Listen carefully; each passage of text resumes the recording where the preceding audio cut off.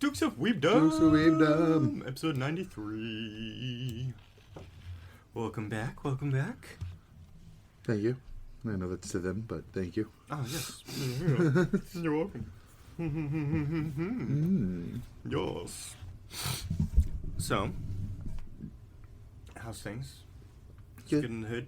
Same shit, different week. Yeah. Still playing your Path of Exiles? Yep. Still mostly Path of Exile. I've been playing more Rivals lately, though. Nice. First season's going to be starting Friday. Do all Fantastic Four drop at once, or is it just... It's going to be Mr. Fantastic and Susan Friday when it drops. Mm-hmm. And then halfway through the season, and it's going to be a 3-month season, so they're saying about 6 to 7 weeks, they're going to be dropping the Thing and Human Torch. And they also confirmed, they said this is like double what we're planning to usually release. So they're saying most seasons are going to be 2 heroes, one at the start, one at the middle. Mm. Makes sense, but at the same time, you know, like with the Fantastic Four, you kind of just have to drop them all at once. They said that too. They're like, for the Fantastic Four, we wanted to do like a super season and get them all out there at once. And plus, it's their first season, so they want to kind of go big too, capitalize on it. I feel. I wish more. I know it's hard to do, but I'd even take double the dev time to achieve it.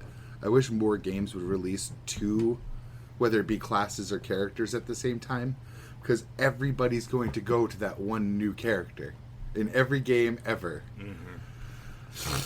So, Smite did it once, and they cried and said that they never want to do it again. And I get it for that, because like for the Overwatch team, for example, if it's taking them 3 months to make a character, am I really going to ask them to take 6 months to do 2 instead?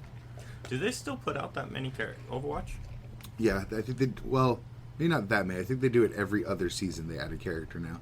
But they've still been doing it. So, 2 a year. Yeah, about. Makes sense. Yeah, Smite did Horus and Set at the same time. Oh, yeah, I remember, because don't they have, like...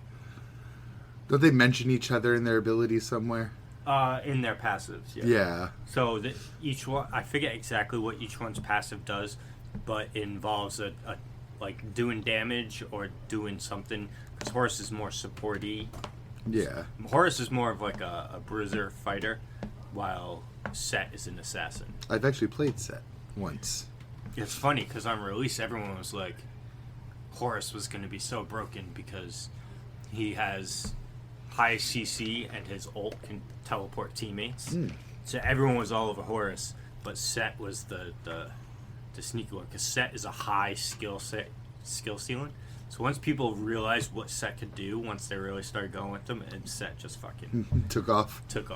and then Horus fell. But yeah, so that passage build up over doing stuff, but it goes twice as fast if they're doing it to an enemy Of the opposite. Yeah. Yeah. And Horus's, I know once it fills up, it heals him. I know that much. But I don't know if it's just auto attacks, ability damage. I don't remember how. I don't. There's like so many. Yeah. But I still wish that, because like Predecessor's going to release a new hero, everybody's going to be trying to lock that shit. Even as a support, everyone's going to try to lock that shit. Yeah. It's going to be weird seeing so many people rush to try to pick support. It's going to be free range for everyone to pick whatever role they want. But also in like non-PvP games, like let's say like Diablo or any MMO, they add a new class and then suddenly the whole population is that one class. Yeah. Always. So like, it makes me not even want to play new classes. I want to be the one like lasting rogue. So I'm happy for that. And I'm excited for both characters. They both look great. Mr. Fantastic would literally latch onto 2 people and smash them together like they're action figures. That's hilarious. I haven't seen too much. I mean, I've seen like all the skins and artworks for it, but I haven't seen any in-game stuff because I don't really follow Rivals too much. I'd at least watch the Mr. Fantastic one, because it just looks so silly. All of his attacks are just like stretchy arm punches. That's, yeah. He can deflect ultimates. He like puffs up his chest and like pulls a Luffy. Gum balloon. Oh god, the amount of people on Twitter are just like, yo, they steal this from One Piece. Joke's on you. One Piece probably took a lot of it from Mr. Fantastic. If I was Oda, I would have done that. Just grab a few Fantastic Four comics and just fucking skim through that for inspiration. Probably. Because there is one picture, too, and I'll actually give it to the One Piece community. He has, like, a puffed-up chest. He's got his, like, normal skinny arms out, so it's just the chest puffed. It looked a lot like Gear 4. Well, yeah. Yeah.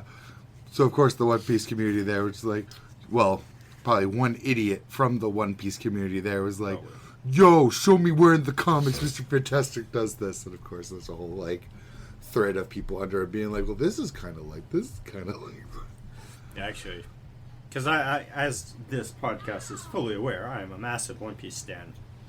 But I watched someone on the One Piece fandom take a massive L, and I was like, you walked into that one, buddy. I wouldn't have said that. Because it was one of those, you know, the shorts that people stitch stuff to. Yeah. So it started with some dude talking, and the One Piece banner was behind him, and he goes, yo, something about, I forget exactly what he was saying, like what words he was using, but he was basically saying how One Piece is the most successful anime franchise. I was like, immediately I was like, no, it isn't. It's not even You heard the alarm bells going off. I was like, it's not even close. And then immediately someone else pops in and says, sorry to rain on your parade. And he had the Pokemon banner behind him. I was like, there it is. There you go. Because I was like, I remembered us talking about it actually on this podcast. I was like, because Pokemon is the most successful franchise. The highest Period. grossing franchise in human history. Yeah, period. Bar none. In his Stitch video is at $98.4 billion. And, I mean, granted, that's not all the anime. Most of the money is merchandising sales, but the anime is what put it out there. The anime is what got it popular. Yeah, and I mean, same with One Piece. A lot of its money Comes from merchandising, yeah. Yeah. It is incredibly marketable in One Piece's favor. Merchandising-wise, Yes. absolutely. Same, like, just even from figures alone. I mean, because of how many. There's 1,000 characters. There's so many And characters. all of them are so unique looking that they could have a figure made of them. Or I or an action figure, you know what I mean? Like, I watched 9 hours and 15 minutes of a 10.5-hour stream yesterday at work. About. It happens every year, every January. I watch this one streamer. He always hosts a top 30 of that current year of One Piece, of top 30 strongest. And there's always 15 people or so that always come in, and they goes in one by one. He does like 3 at a time, which is 30 to 27 or whatever. Yeah. And everyone just lists out who they think is the top 30 strongest people in One Piece. And it's just so doable because it's like there's 1,000 characters, and there's just so many. It's a fun time. And then listening to some of the just outrageously bad takes. I saw someone listing out one. It was like the 100 strongest characters. Well, the problem is the top 10 lists basically going to be all the same people, just in different orders. Yeah. Because that's how it is. But then there's people doing wild ass fucking bullshit, probably trolling people that put weird things up there, and it's like, dude, get the fuck out of here. Well, it's not even remotely realistic, but it just goes to back up more the point of what I was saying. There's just so many characters in One Piece, and all the figures you can do with that, and then all the plushies and all this for the crew, because it's technically 10 main characters. You know, if you count all the Straw Hats, so any kind of merchandise that you would do for like Naruto, Sasuke, Sakura, you can do the same thing, but for 10 characters. So it compounds the merchandising, but it just is pebbles in the ocean that is Pokemon. When Pokemon has, 950 Pokemon now? Probably way more. And then 25 games. A massive trading card game. Fucking, Oh no, you're actually really close if this first answer is Isn't right. it like 938? It's 1,025. Oh. I thought it'd be another solid 300 over that. Yeah, all of the video games, all of the merchant, like the plushies, the backpacks, t-shirts, fucking... Every single kind of figures, go back to toys. school supply. First of all, folders, binders, the pencil works. cases, pencils. Yeah. erasers. Yeah. Keychains. Yeah. Anything you can think of, Pokemon has something of it. Lord the plushies. Yeah. Like I said, like, what, 25 games, if not more? Oh, probably more. I mean, definitely. Probably 25 mainline games. Yeah. There's like a whole side series. The movies, the fucking... each the individual anime, because itself. they're still going, yeah. I wonder how many episodes of Pokemon are there? With, like, total in all of their, seasons. Because that's going to be a lot, too, because Pokemon started airing in the 90s, too. Mm-hmm. Many Pokemon episodes are there? More than One Piece. No, I'm sure. 1,269.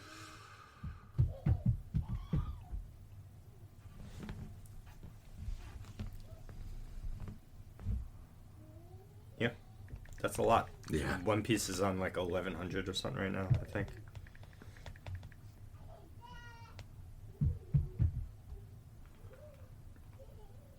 Yeah. 1122 for One Piece versus 1269. So One Piece, Pokemon has 150 over. Oh, God. A Reddit title. At long last, I've finally watched all 1,000+ episodes in 21 movies of the Pokemon franchise. Jesus. Holy shit. So, yeah. Pokemon it's got it. It's got all other anime combined. It covers that, probably. I think that's being a little facetious, but still. Pretty close. So these said with the stitching stuff together and then followed by like the Power Rankings for One Piece reminded me of this stupidest shorts I've been seeing lately where it's Game of Thrones versus battles. And they'll be like, Jon Snow versus the Hound, who would win? And like, it's the sloppiest thing where it's just like, power, hounds, dude. AP, hound, yes. hacks. There it is. I was just about to say that. I will spit out my drink when it said hacks. I will spit out all my phone. I'm like, you mean it's gonna be John because he came back to fucking life? That wasn't even John's doing. That was someone else entirely. Oh, I was throwing. So now every single time one comes up, I watch just to see if they'll include Hacks again. Anytime Oberon's there, Hacks comes up because he uses poison. I would say the Hound wins that fight, by the way. Oh, I also would say the Hound wins that fight. Unless John did revive himself, then yeah. Both book and show, because show Jon Snow is a way better swordsman than books Jon Snow is. Oh, I believe it. But then so is the Hound. The Hound, I guess, is even better in the books than he's in the shows, and he's already amazing in the shows.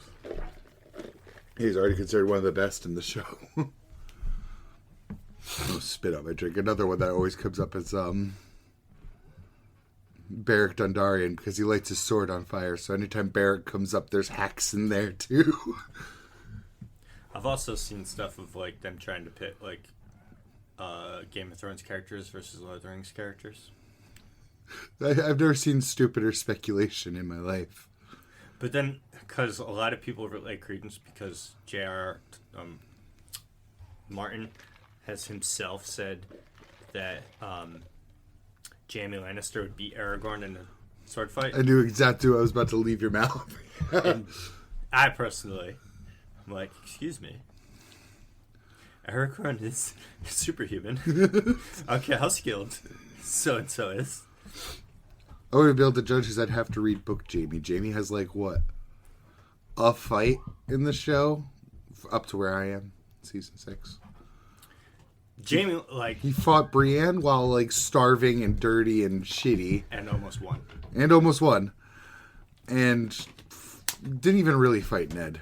He kind of has men killed Ned's men. Well, if you listen when he gets captured, he killed 12 people when they tried to capture him. Shit.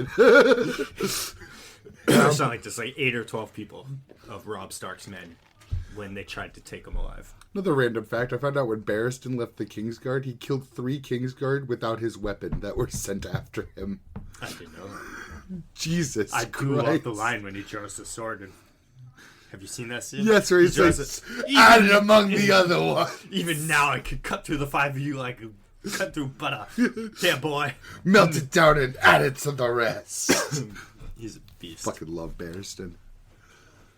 Barristan, because Jamie, it's only a line in the show, and a lot of people debate it, but he says to Brienne that there's probably only 3 people in all of the 7 kingdoms that could potentially beat him in a fight. The Mountain. Well, it's after debating, most people agree that it's Barristan, the Hound, and the Mountain are the 3 people he's referring to. Goddamn, House Clegane. Yeah. Bunch of fucking nobodies turned somebodies. Yes.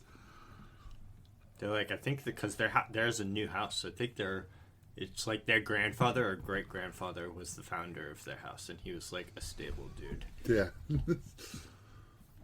But then just bred fucking monsters. Literal monsters. But no, versus battles are fucking stupid in most things. In most things. Because it's like when you try and bring one series into another. Like, okay, so Lord of the Rings, you could say one thing versus Game of Thrones because it's basically in the realm of the same thing. Where it's still people. Yeah. Versus people. It's not, but Aragorn. Do my fists punch Shinigamis? Yeah. Or it's not like Aragorn can shoot fire out of his fingers, but, Jaime Lannister can't. It's nothing like that. Yeah. So I could see them trying to do that, but then like you said, though, sometimes the people will be like, oh my god, I saw one. It was funny. Who was it? I feel like the less powers, the more evidence I need, too. Like, if we're just going off of sword fighting, I can't just judge it off of Jaime's 2 showings, or even as little of Aragorn as I've seen, personally. You know what I mean? There's so much circumstances in those kind of battles. Aragorn's in fucking wars. Like... Yeah, and again, superhuman. Yeah. He's got that elf blood. I didn't even realize. But yeah. Yeah. He's 80. I need extraordinary evidence of both. You know what I mean? He's 87 in the defense of Lord of the Rings. Oh my god. Long lived. He's like, I think he's like 200 when he finally dies. Damn. Elf blood's no joke. Especially when you get into like the elder elves. Because like I've shared memes before. It's like you see the skinny dog and then behind him's the huge jacked buff dog meme. You ever see that? It's like, like a 2020, 2021. That's modern elves to first age elves in Lord of the Rings. That's the difference. I saw a meme. I forget who it was. They're like, how, like, so-and-so runs the gauntlet. How far does he get or whatever? And it was... I just don't remember who it was. And then, like, all I know is the top row. So he would probably get through the bottom few, whoever it was. But then I saw the top row was Ichigo and Rukia. Oh, okay, so he's stopping there. And then the next one after that. So if he beat the person beat Ichigo and Rukia, the next one was Saitama and Genos. And then the last one was Shinra from Fire Force. Damn. And like right before Rukia and Ichigo was Naruto, Sasuke, Luffy, Zoro, and then the first one was something else. I like how Shinra's the only one that's not doubles. He was the only one. Maybe Arthur was in the picture in the background somewhere. Yeah. But it was just like Shinra was there, so It's all that's needed. it's all that's needed. And I was like, oh yeah, you're just hard stopping at the bleach part. Not even like most of the time, like if you wanted to find out who's more powerful, I kind of like just neg out the whole ghost part. Yeah, I always neg out the ghost part because it just ruins the fun entirely. Yes, but then other people try and bring up like for a Bleach verse versus a Naruto verse thing, and I'm like, well, first off, just anyone from Bleach just beats anyone from Naruto. I mean, you gotta go into the lower tiers to get to someone that's gonna lose to Naruto or Sasuke. Yeah. But then it's only Naruto and Sasuke, because the gap between them and the next everyone person else is just Well, there's a couple ginormous. bad guys that would have, like, a fighting chance, but then there's a big gap below. Okay, yeah. Especially with hacks. Yes. Because a lot of people like to bring in the genjutsu side of things, but I'm like... That's where I would kind of have to cut them a little slack. Like, if I'm going to say the ghosts are tangible, I could say that the chakra infesting your eyes to make illusions still works.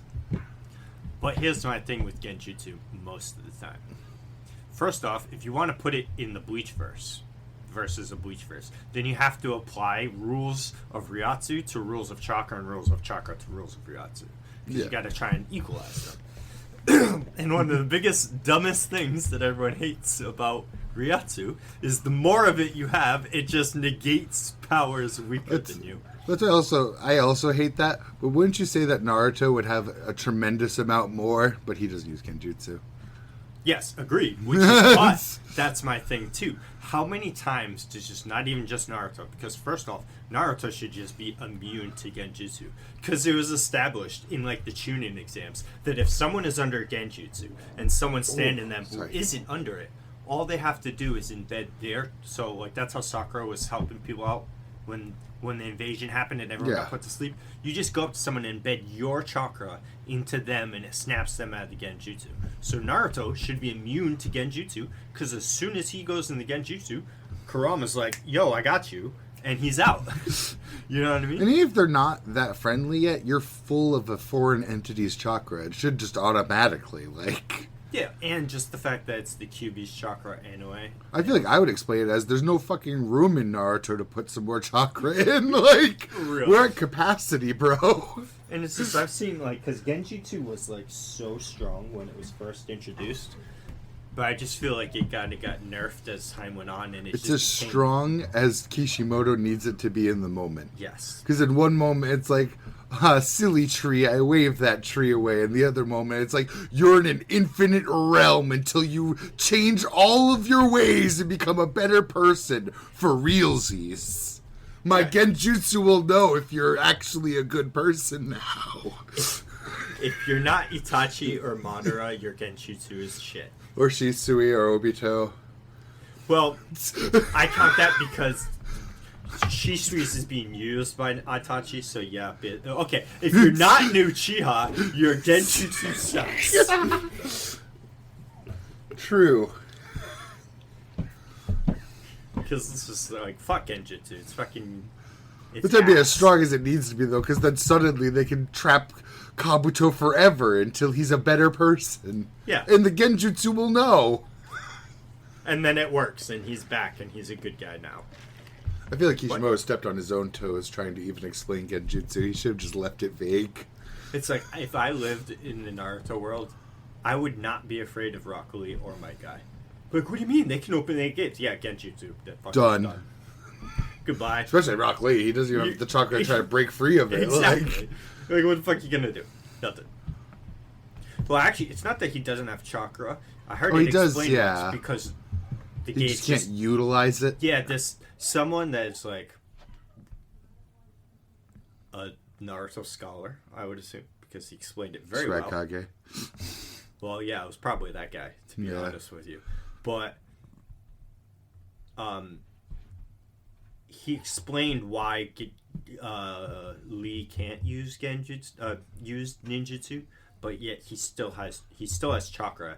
It's that I think there's something that's broken or something that's in him that then takes that chakra and allows it to manifest into something, so he can't do the manifesting part. Yeah. But he still has the chakra, so he could run on water and run on walls. So he can actually manipulate it, too. Because you have to manipulate your chakra to do the running, Yeah. Because we've seen him My brain immediately put it Hunter x Hunter terms. I'm like, okay, so he knows how to do, like, Ren, Hatsu, and this, but he can't I forgot what the last one is. The last one, Hatsu. He can't do the last one where you turn your Nen into a technique. I think it's Hatsu. Because there's... I was thinking Zetsu, damn it. Yes. So yeah, he can do Gyo, Ren, Zetsu, but he can't do Hatsu. Yes. Makes sense. Kinda. Sorta. I mean, I'm down It for would make more sense if... Actually, never mind. I was going to say it would make more sense if we got a full explanation of what hand signs do, but like, no. Again, keep it vague. Keep it loosey-goosey. Yeah.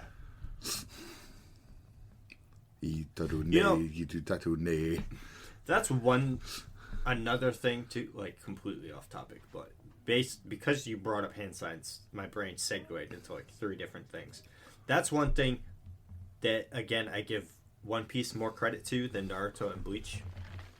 You got fucking Ichigo's the worst portrayer of this. Mr. One Trick Pony with Getsu to Tensho. Then you have Naruto that only has shadow clones and like different shaped Rasen guns. But at least Luffy has multiple different techniques, even though you could argue they're just variations of a punch. What I would wish for One Piece, actually, is I wish they would stop naming every version of Luffy uses his stretchy body part. Gum Gum? Yeah, I don't need every single one to have a name. I wanted to embrace being a little more Mr. Fantastic with that. Just kind of just go with the flow and just do the things. People love anime attacks. Then you would... I need to just... I'm sure there's by now a compilation of it. But the Gear 5 Luffy versus Kaido, there's one named attack from Luffy. I know. I saw a lot of that when it came out, and I am very happy with that. Yeah. That's what I want from Luffy. Is I don't need Bazooka to have a name. You just stretch 2 arms and slammed your palms into somebody. These are all martial arts moves. Stop naming them. Right. But personally. But yes, but it's a varied tool set. Yes. Kinda. Sorta. Which is, again, prefaced because if I want to get it reductive, it's all hardening a body part and slamming them into somebody. It's all sometimes with fire. It's punching someone in a different way. But you know what? It feels more varied. It feels more varied than Getsu Tensho. Ichigo's the worst one. You could have taught Ichigo one incantation, fucking Kubo. Just one. Right? Send him to fucking Kido school, please. Literally. Like, we get one shot of Renji sucking at Kido. Can I get a shot of like Ichigo at least trying some Kido? I don't think we've ever even seen him try. No. Ever. It's too high-minded for him. He'd rather just swing his sword and say a couple words and take a mountain off the fucking face of the earth. At least he gets he gets good Jujitsu. Ooh. That's why they didn't do the Naruto thing and just start turning into several different shaped Getsuga Tensho. It kind of is. It's just a cross. Or an X, whichever way you want to look at it. But, yeah. It's rough. It is rough. Especially one where you have so many other characters that have so many cool attacks and variations of, like, the Bankais and stuff like this, and different techniques, and then you got Ichigo. I'm like, come on! It's actually such a sad trope in anime, because it's so across the board that the main character always has the dumb brain simple ability. Spirit Gun. Gon. Yeah. Jonkin. Yeah. We saw paper once. You know, I actually appreciate Deku for this. But it only comes so much later when he starts unlocking everyone else's abilities. I think it's more that later in the series, what's the other's name? Horikoshi was like, damn, I don't think strong punches is enough for my superhero. I gave Shigaraki a lot of shit, didn't I? Yeah, I need to start giving Deku some more shit. So, because, like, we never saw Whitebeard. Fucking, All Might use any of that shit, but apparently he had access to all of it. We just never seen him use it because he wanted to keep it hidden. I bet a couple of them they could write in that he was like secretly using them, like the gear shift. Yeah, that one I could see him secretly using, but not Black Rope. Like if you used Black Rope, someone saw that shit. Like yes, but he could hide gear shift, and I think there's another one, but I don't really know all of the Dekus. That one actually got another fucking chapter too. My Hero? Yeah, it did. Nice. Actually made... I forgot to look up the JJK one. Yeah, so did I. But so 2 of the really bad endings got so better endings. I know after one. The fact. I know one spoiler for sure for the JJK epilogue. I know a few. I saw someone basically break down most of it. I know that Nobara meets her mom again. Nice. I didn't know that Sorry, I'm like, spoiler. no, I don't care. It's the one chapter that I can't even find right away. So I know. I'm like 90% sure.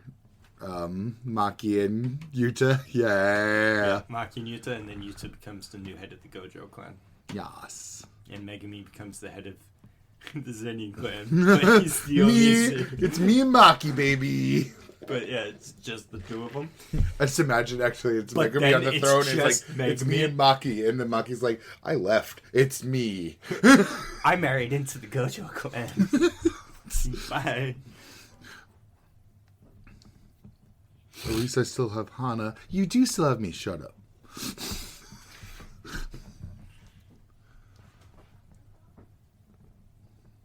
And I don't know anything about Yuji.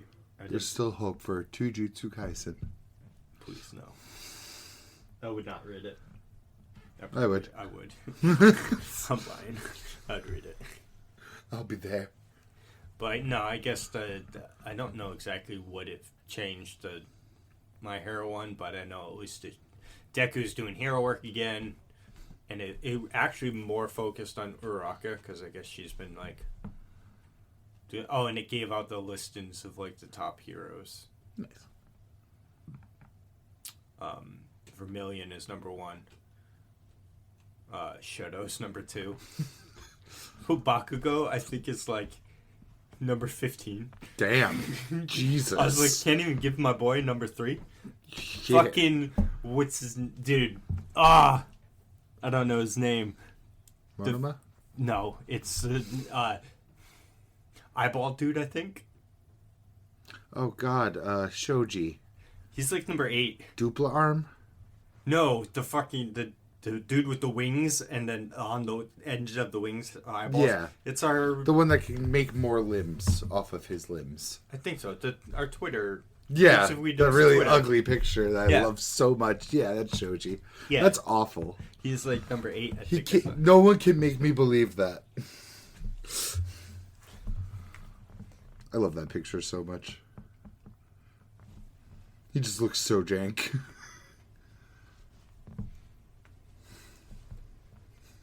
Yeah. For real. Took that picture right off the television screen.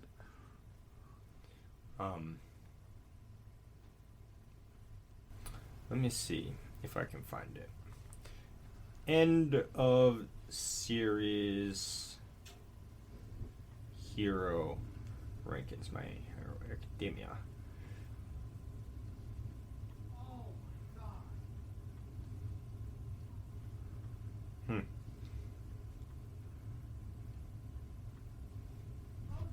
I was hoping for just like a 1 through 10 ranking, but I did not get what I wanted. I have one that says 13 strongest, but I can read the list and I'm like, okay, and no, that's not the hero, because fucking Deku's Armored Deku is number 4. And I'm like, okay, sure, bud. Anyway, I couldn't find it. I tried. Oh well. Worth a shot. Yeah, you know, for the lulz. So, anything new? No, just again, Path of Exile, Rivals.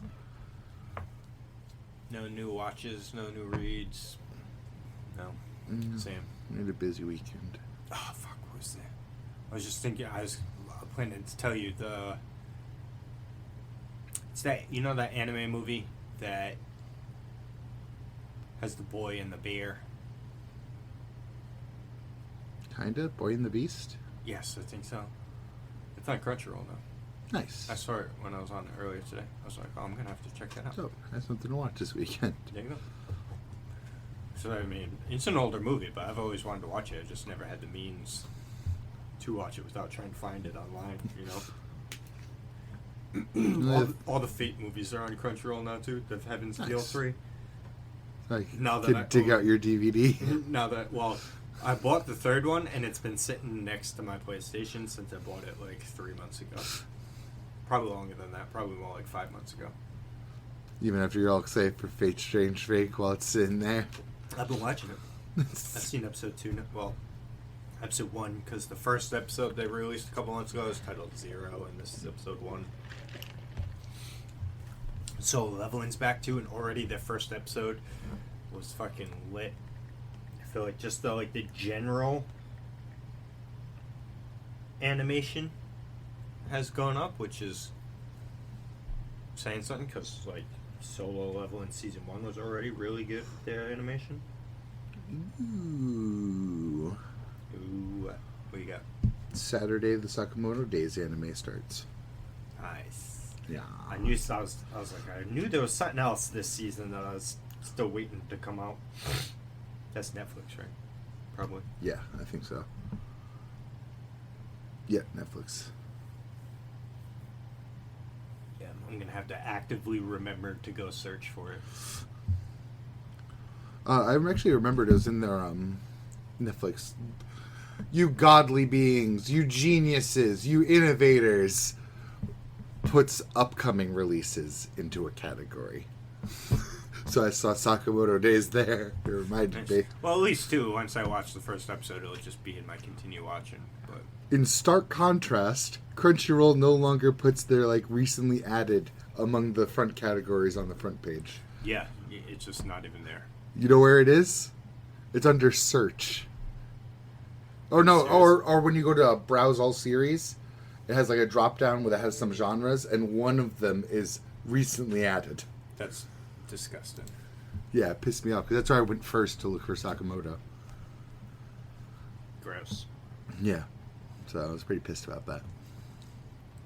The only other thing we started watching is, and you're not going to be interested, but it's Creature Commandos. It's Suicide Squad if none of them were human.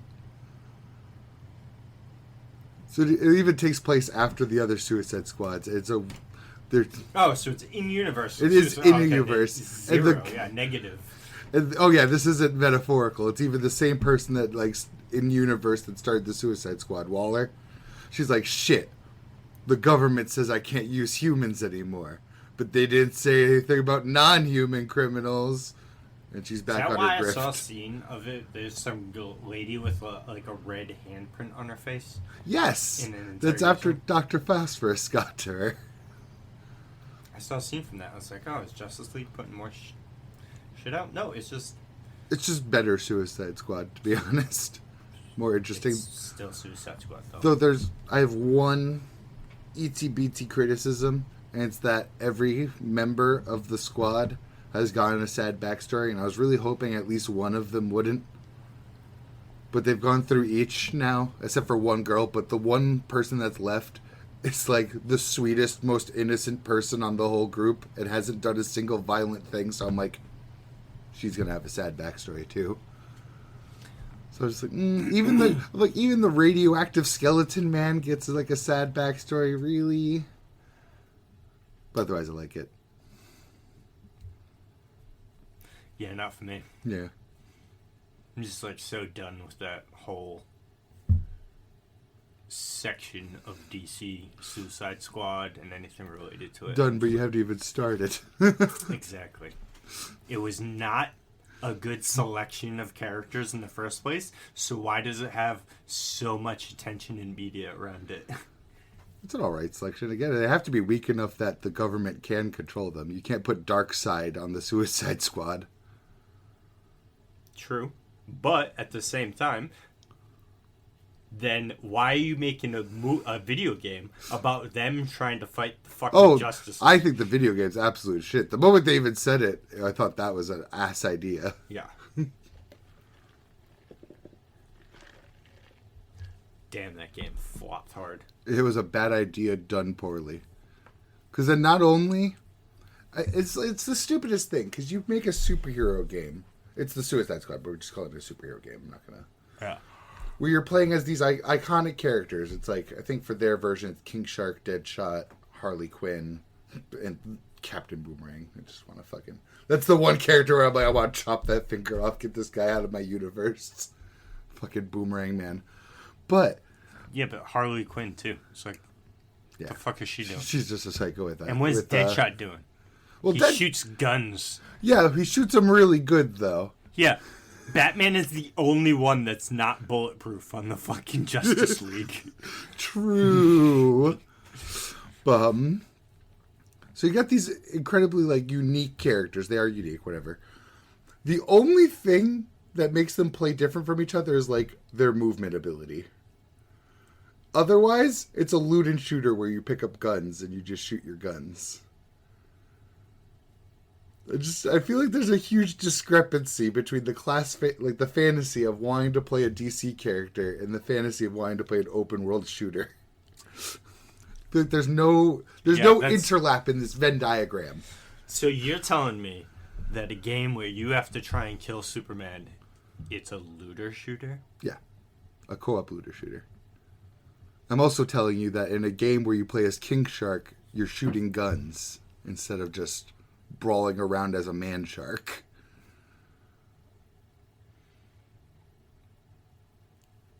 Disgusting. Yeah, I feel like I feel like the entire pitch was completely confused and they didn't know what the hell they wanted to make. Because this is the same people that made the Arkham games. I know. It's like... You know how to make a character feel like their comic book counterpart. I feel like it did good, but how did the Bat Family game do? Also very bad. Gotham Knights? Yeah. Did very bad. Which you would think would fucking be awesome. I'd say it did better than Suicide Squad Kills the Justice League, but it did not do that great. Because, like, you got fucking Nightwing, Robin, Red Hood, Batgirl, all these fucking characters in it. Isn't there another one? Because it's Barbara Gordon and Batgirl, but isn't there another... I think you nailed it. Bat it was person? 4 people. Oh, it was only 4? Yeah, okay. so I think you're right. I think it was definitely Nightwing, definitely Batgirl. I want to say, I think Red Hood was another one. Well, Damien's got to be one of them. Yeah, I think that's the 4 of them. So it's either Dick Grayson or fucking Todd, whatever. Or Todd or Damien. Wait, no. Dick Grayson's Dick Grayson, Nightwing. Nightwing, yeah. Todd is fucking Red Hood, because Todd's the one that dies and comes back to life. Yeah, there's only been 3 Robins, right? 4. Because then there's also Dick Grayson, Jason Todd. Oh, fuck me, dude. Obviously Damien, but oh, fuck. Dick Grayson, Jason Todd. Ah, no. No.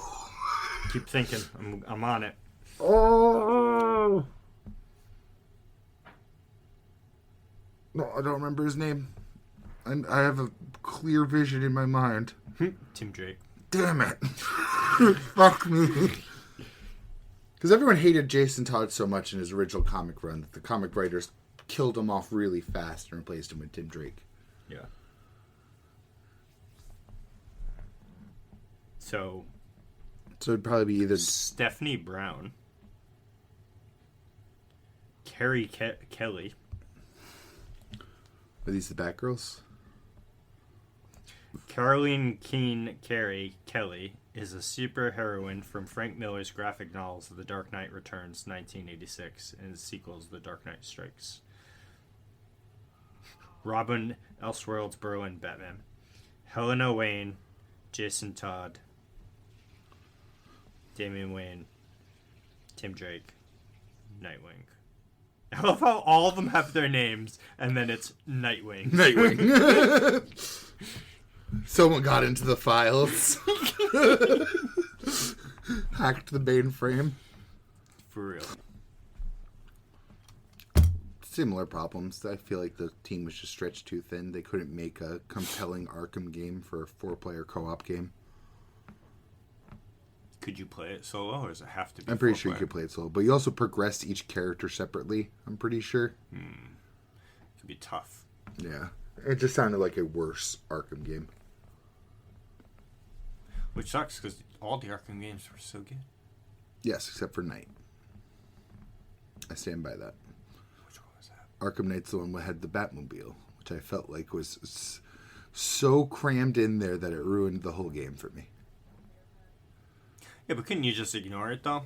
Because I think I played that one. That was like one of the early ones, though. That was like, no, what, that's the 3? last one. Was it? Yeah. Oh. Because the first one? The Riddler trophies were all puzzles with the Batmobile. Oh, yeah. Some of the story progression puzzles are Batmobile puzzles. It's kind of just forced. In a game where I'm glide hooking and flying through the sky, cutting through buildings as the crow flies, I didn't want to drive.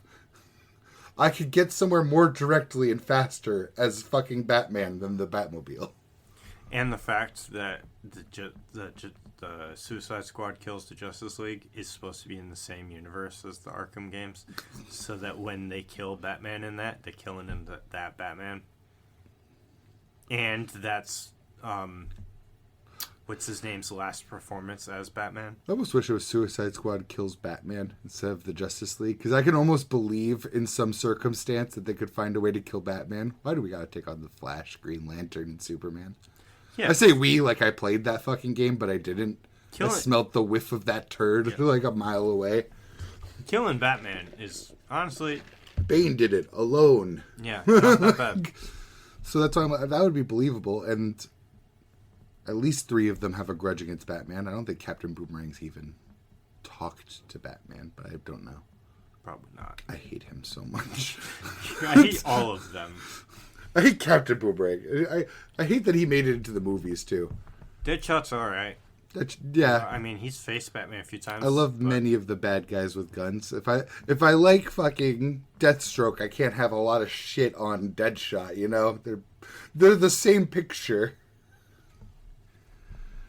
I'd play the shit out of a Deathstroke game. Oh, me too. That'd be lit. Or Deadshot, or Bloodsport. They're all the same person. And just throw them all in a bucket. The gun guy. If Red Hood wasn't a good guy, I'd throw him in that bucket too. Well, it depends on what day of the week it is for Red Hood. Yeah. What part of the movie? Yeah. Man, AAA games, man, they're just fucking not the future of gaming anymore. No. But, I mean, I've been preaching that on the soapbox for a while. When my indie third eye opened and I became an enlightened gamer. I saw a short of Moist Critical today, maybe today or whatever. And he was saying that he thinks that... Oh, because it's all about the... I guess he did a video of, like, predictions of fucking 2025 or whatever. And, like, how he hates other people trying to make predictions because they never give dates and they give very general yeah. So, there's been a few shorts that came out of his predictions. And he's like, you know what, fuck it, I'm giving hard dates, motherfucker. And he thinks that Ubisoft is going to sell. I'm almost certain Ubisoft is going to sell. They've been dying to sell.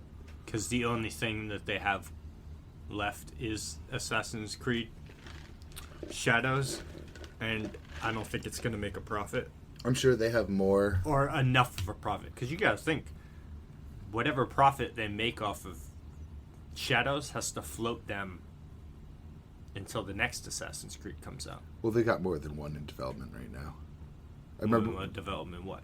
Assassin's Creed? Yeah. Well, yeah, because every game for the last 6 games is the same game. Yes, but I also remember, it was before the one they put out recently that was like a return to the old Assassin's Creed. Do you remember that?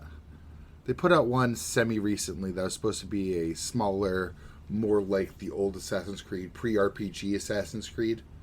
It didn't do huge numbers, but I remember before that they confirmed that there was like 5 Assassin's Creed projects in development at Ubisoft. Yeah, probably because it's the only franchise they got left. Yeah. To make it money. Far Cry still exists. Far Cry still sells. Just no one really cares. But it does still sell. Far Cry 5 made money. It's just no one has any faith in it anymore. Right. It's the same game at a different location every time, kind of like Assassin's Creed. But at least Assassin's Creed tries to innovate more. Emphasis on try.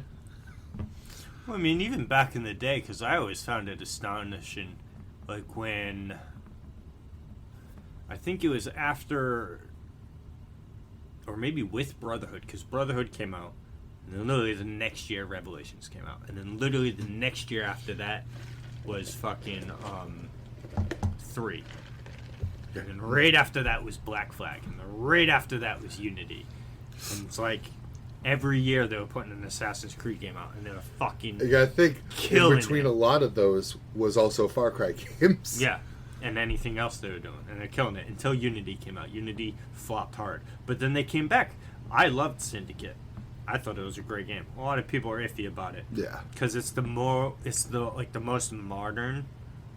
It's like in the timeline, so it's closer to our time because it's in the early 1800s. So there's like fucking steam Karl trains. Marx in Syndicate. No, it's in London. Jack the Ripper is. Marx was in London. No, that'd be funny if he was. Because he was a British... it's hard to even describe this. He was a British person who was a correspondent for American news at the time. Like, he would do, like, pieces for American newspapers, and I'm assuming also British ones, since he fucking lived there. But he lived in Britain.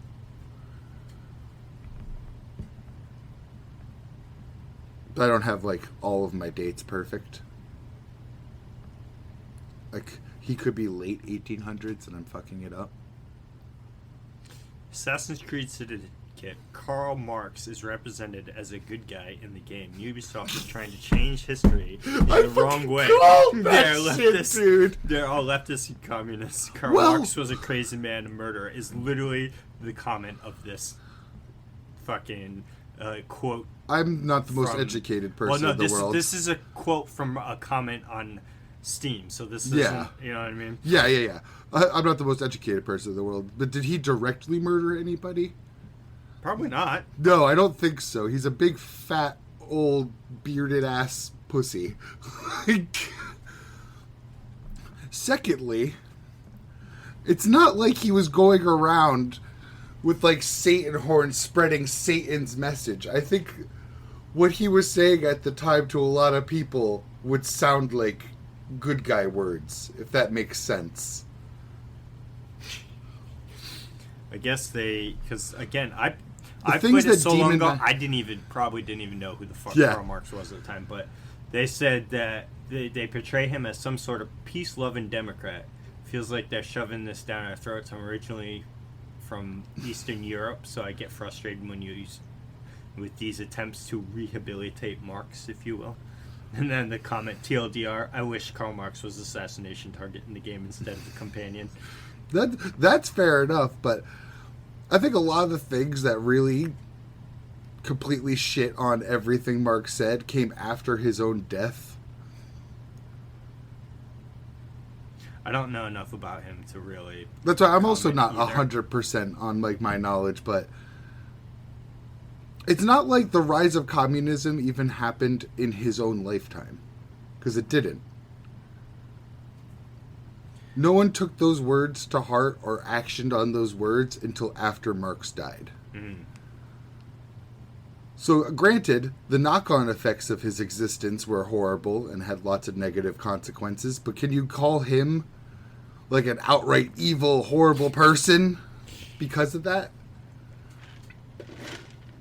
I just find that weird. I think a lot of people kind of jump the gun on that. Maybe. I'm not educated enough to even begin to... But here's my devil's advocate for it, though. If I was on the Ubisoft dev team, I would have predicted people would act that way and not put Karl Marx in my video game. Or just have him be, like, such a background thing. Like, maybe there's an article on a newspaper from Marx, you know? Or like an NPC mentions him. Yeah, exactly. Or you walk by him and you just know that it's him.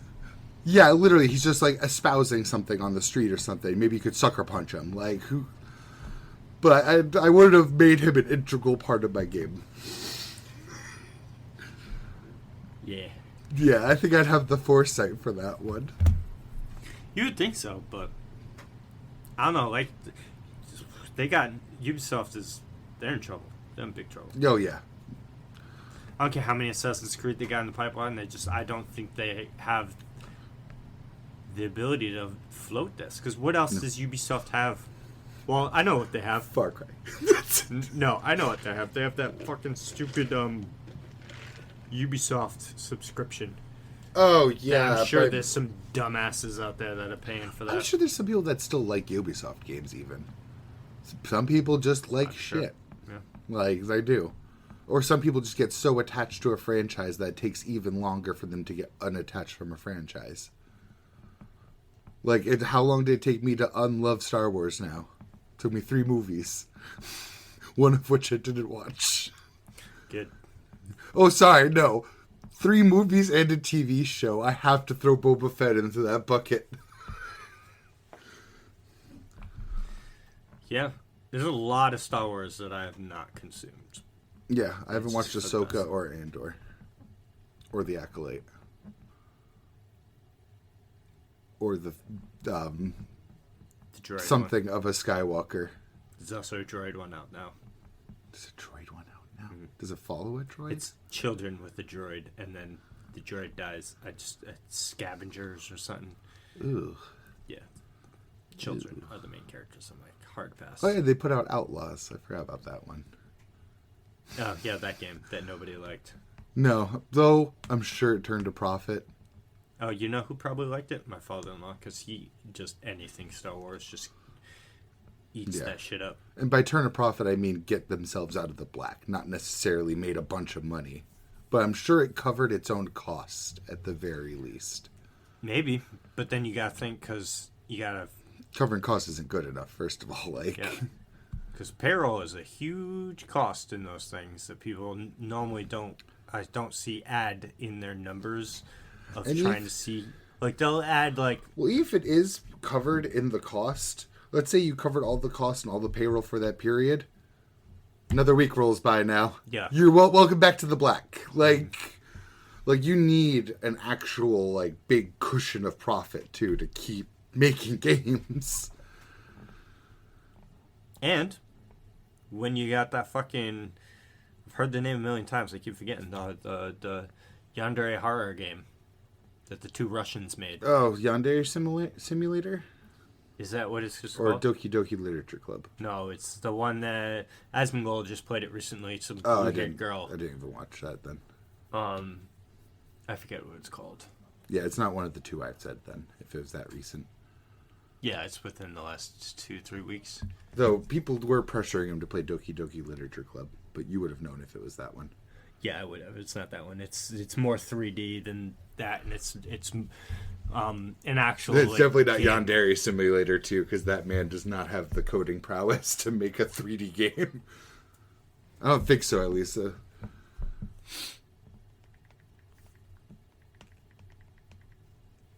pretty sure Yandere Simulator is 3D. I'm just shitting on this guy for no reason. Oh god, this looks bad though. Holy fuck. What? I never looked up Yandere Simulator before. Holy shit, my eyeballs. Oh Jesus, yeah. Huh? I mean, it's solo dev to be fair, but that's not it, by the way. Oh, come on. How long ago was this? It wasn't that long ago. Was it? I'm so mad that the second video of that honey scam hasn't come out either. I've been waiting for it. Same. Left us all on a fucking cliffhanger and just never came back. No, don't play. Oops. Alright, I found it. What was it called, though? Me-side. Yeah, I haven't heard of it. So, like, you actually play... Like, there's actually a game and stuff, but you're trying to escape from, like, a yandere girlfriend. You walk around with flashlights and 3D house and stuff. Oh, God. It's sold over 1 million copies. It has more. This is why I also bring up Balatro. Balatro, I think, is past 20 million. No, 2 million units sold. It dethroned Minecraft for top paid game on both phone storefronts. It's That's Asmon's, also a solo dev. Asmon's chat just loves fucking shitting on Veilguard. Oh yeah. It's current. The me side has a higher player base than Dragon Age Veilguard. Again, you gotta consider both of these are made by way smaller of a team. That me side and two Russians. See, so like they're pulling in all of that profit. Yep. Same with the Balatro guy, Local Thunk. Just one dude. One dude. Good for him. He went to make like a PvP version of it, and eventually the game just ballooned into like the roguelike, and then just blew up. Nice. Good for him. Yeah. I know nothing of game dev, so I ain't gonna be that guy. I wish I would, but it's just so much to learn. There's a lot of coding. Yeah, that's the other thing. Once you learn it all, too, it's like Balatro probably took this guy like 3 years of constant work to make. Other games take even longer. You don't need to be that good at it because what's that guy's name? The one that made Hearts of Stone or whatever. Dude with a nice deep voice, the long hair, talks about coding.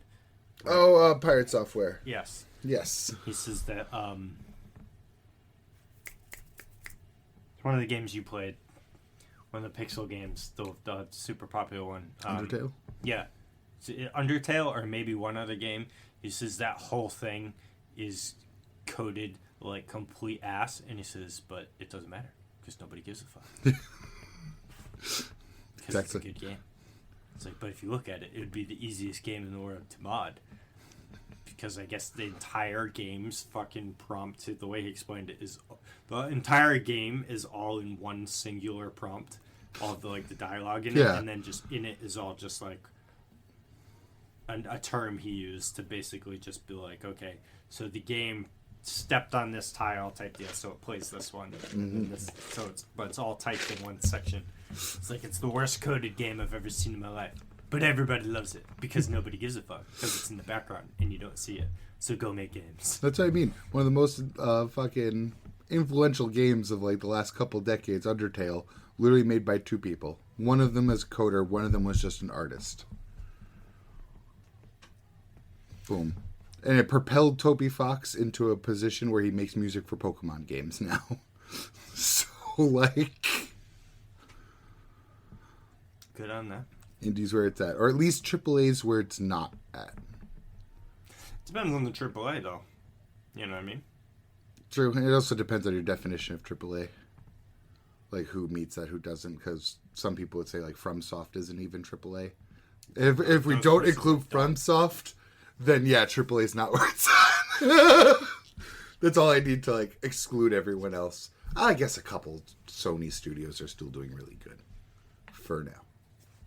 I would like to have been one of the people working on Stellar Blade, based off. I know that's super based. Yeah, and I mean IGN was the one sharing it, so it's got to be somewhat reliable source. But yeah, they gave all of the employees a PS5 Pro and a $3,100. That's fucking awesome. $3,100 US dollars, like converted because it was 3 million. Yeah, they did mention. Yeah. Fucking bonus. So they got a $3,000 end of year bonus each, and each one got a PS5 because the game did so well. Based. Amazing. The fucking team that did Wukong. American teams would never. American AAA teams would never.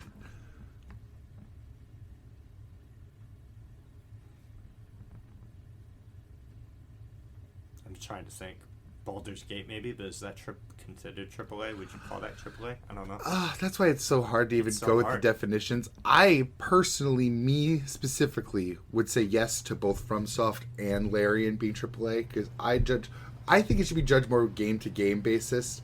I think Baldur's it should Gate's be- a AAA game. Like, Yeah, I mean, you shouldn't be like, oh, a AAA game needs to have God of War, Horizon Zero Dawn, or it must be Spider-Man this level length. graphics. It has to have this many. No, I think it should just be the scope of the game, of how much work had to go into making this game. I'd say yes to Larian because Baldur's Gate 3 specifically. It's a fucking massive game.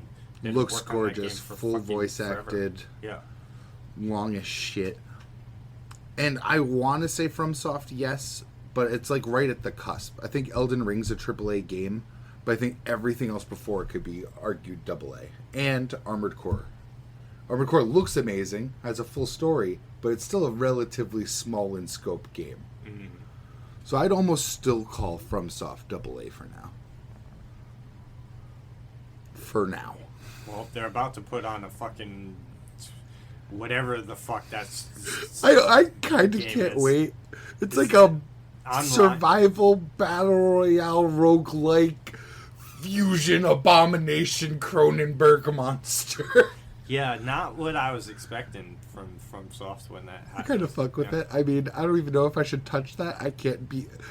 There's no way I could beat the Nameless King myself. Probably not with bros either.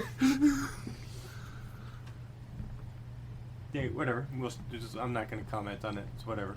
But I like a lot of the formulas that go into it enough that I'm probably going to poke my head in and try. I like roguelites. I like battle royales. I like variants in between matches, you know? I like randomization. The more randomization you put into this a replayable game, the more I'll be there. And besides, honestly, I feel like I have, like... People see, like... Not saying that AAA games aren't fun, because they are, or have their things, but I feel like when you look at, like, a game like Yakuza Like a Dragon, the people working on Yakuza had way more fun making that game and just making it wacky and zany and doing this thing than they probably would have had if they worked on a AAA game of a higher scope or whatever, of trying to be this thing, you know what I mean? I feel like if I had to choose, I'd want to work on a game like, not like a Japanese RPG like Yakuza, Yeah. but like a game like Yakuza that doesn't take itself seriously. Where you That's just have fun with it. yeah, they're just having fun. Which is why I don't even remember what the game is called, but the fucking be the American the Japanese think you are. That Oh, game. yeah. The fucking That really weird feudal Japan mixed with Americana game. yes. The game looks hilarious. It does. And I want to play it. RGG's popping off lately. They have two different period piece Yakuza games like that announced because they have that one and then a pirate one with Goro. Yeah, I saw that too. I was like, damn it, a pirate fucking Yakuza game? And they're reviving Virtua Fighter because it's the same studio. And I still haven't beaten the first Yakuza game. I know. Or Yakuza Like a Dragon, and I want to play the second one, and I feel... My partner vouches for it. Which one? Infinite Second? Wealth, yeah. Yeah. I'm just sad that you lose, like, your whole party. It's a new party, but it's whatever. Yeah. But you get Kiryu from all the other Yakuza games. Oh, nice. I don't know any... This is the only Yakuza game I've played, so... Same. My partner's played, like, all of them. Well, because it was a different game than I thought it was. You know, I thought it was like a more of a smaller GTA. Oh, yeah. thought it No, was. no. It's not even fucking close. The other ones are almost like that, kinda, sorta. It's more like if GTA and DMC had a love baby, because the fighting is more like Devil May Cry. You're weaving combos and shit. Yeah. But then there's still the open worldness. So it's almost like taking the open world of Like a Dragon, but making it like action combo-y gameplay instead for the rest of the series. Nice. Well, Like a Dragon is just... I just want to beat that game. And just, I want to So know where good. the story's going, because I'm, like, in the story, you know what I mean? It was a good story. It is. We're, like, right there. We're around the same period in the game. I just got white-haired punchy dude on my team. That was the last story element that I did. The one that whips out the guns? Yes. Yeah, I love that. Yeah. So, I'll play it again. It's on my system. It's still there. I would say I was about to run out of games, but apparently fucking Dynasty Warriors comes 10 out days. next week. And Predecessor's having a patch next week, too, so I got plenty to make to last me until Monster Hunter at the end of next month. This is what I also mean with like AAA too. Is fucking look at Path of Exile. Path of Exile has 1/4 of the amount of people that worked on Diablo 4. There's like 500 people on the Diablo 4 team, not including people that like were dropped out and replaced. Like the final Diablo team was like 500 people. And Grinding Gear Games is like whole studio is like 140. Jeez.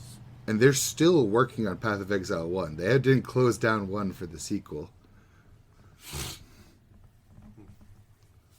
So it's just crazy. It shows a lot both how like bloat and corporate oversight are ruining AAA studios. Yeah. I'm not even sure which one's worse because they're both pretty bad. I think in the coming years, though, we're going to see a change. Because I think it was just that It's a change or a crash. It's one of the two. Well, I think we're already starting to see the change because we're getting all these popular games that come out. There's still good games that are coming out. It's just, it's not the high-end, multi-million-dollar budget games that are the good ones. It's the lower ones. So, you know what I mean? It's the mid-range games that are getting better.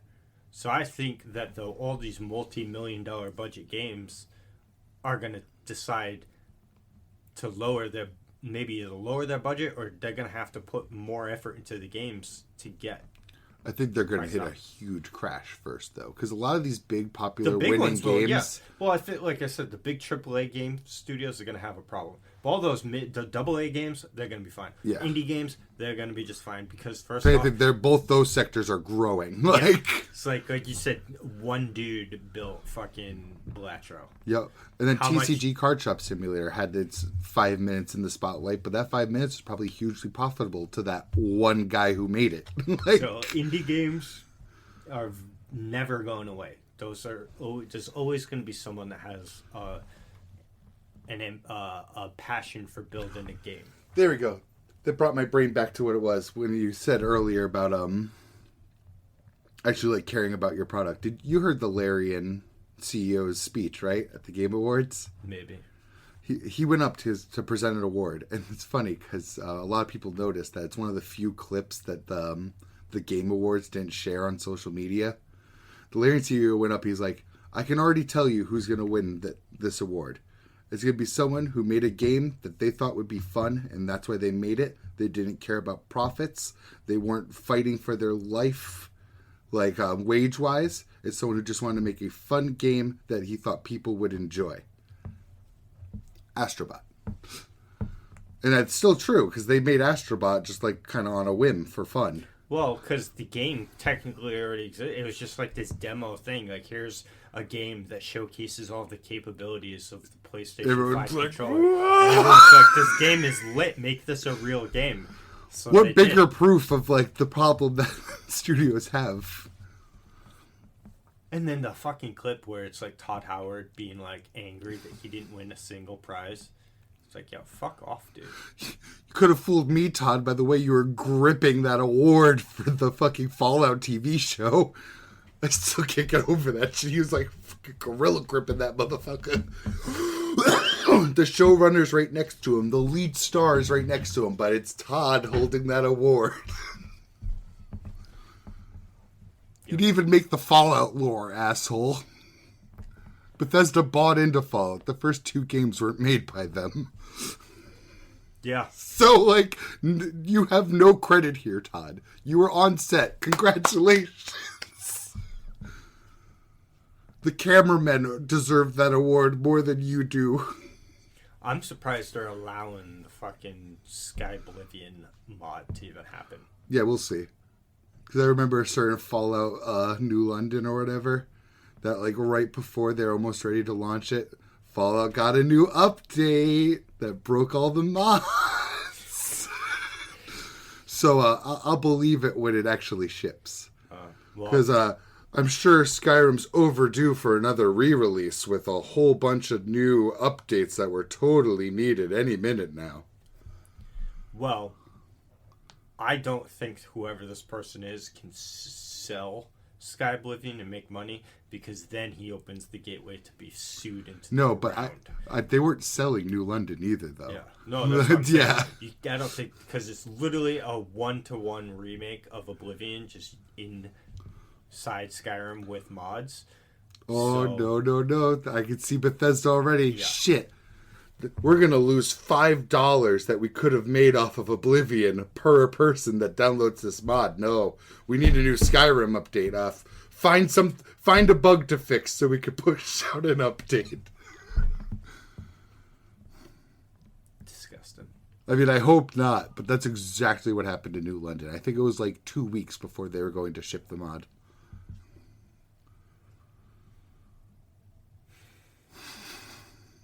Fuck Bethesda. Yeah. Fuck Todd Howard's mousy face. Mousy face. 16 times the detail. Unfortunate. Yeah. I have no hope for Elder Scrolls 6. Me either. Even if it was announced tomorrow that it was coming out No, I'll probably still buy it, but I don't have faith in it. I will not be buying it. I probably shouldn't. Again, Todd's sweet little lies. I will not fall for what I fell for with Starfield. I will wait, and I will see what the people say.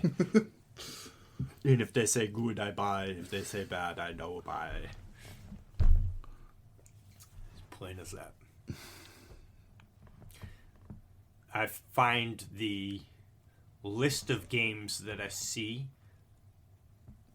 in release trailers that I'm buying that game when it comes out is getting smaller. It's a larger list that I'm I'll wait and see. Back in the day, I'd be yeah, I'll wait and see for that one. But these 6 other games, when those come out, I'm buying them.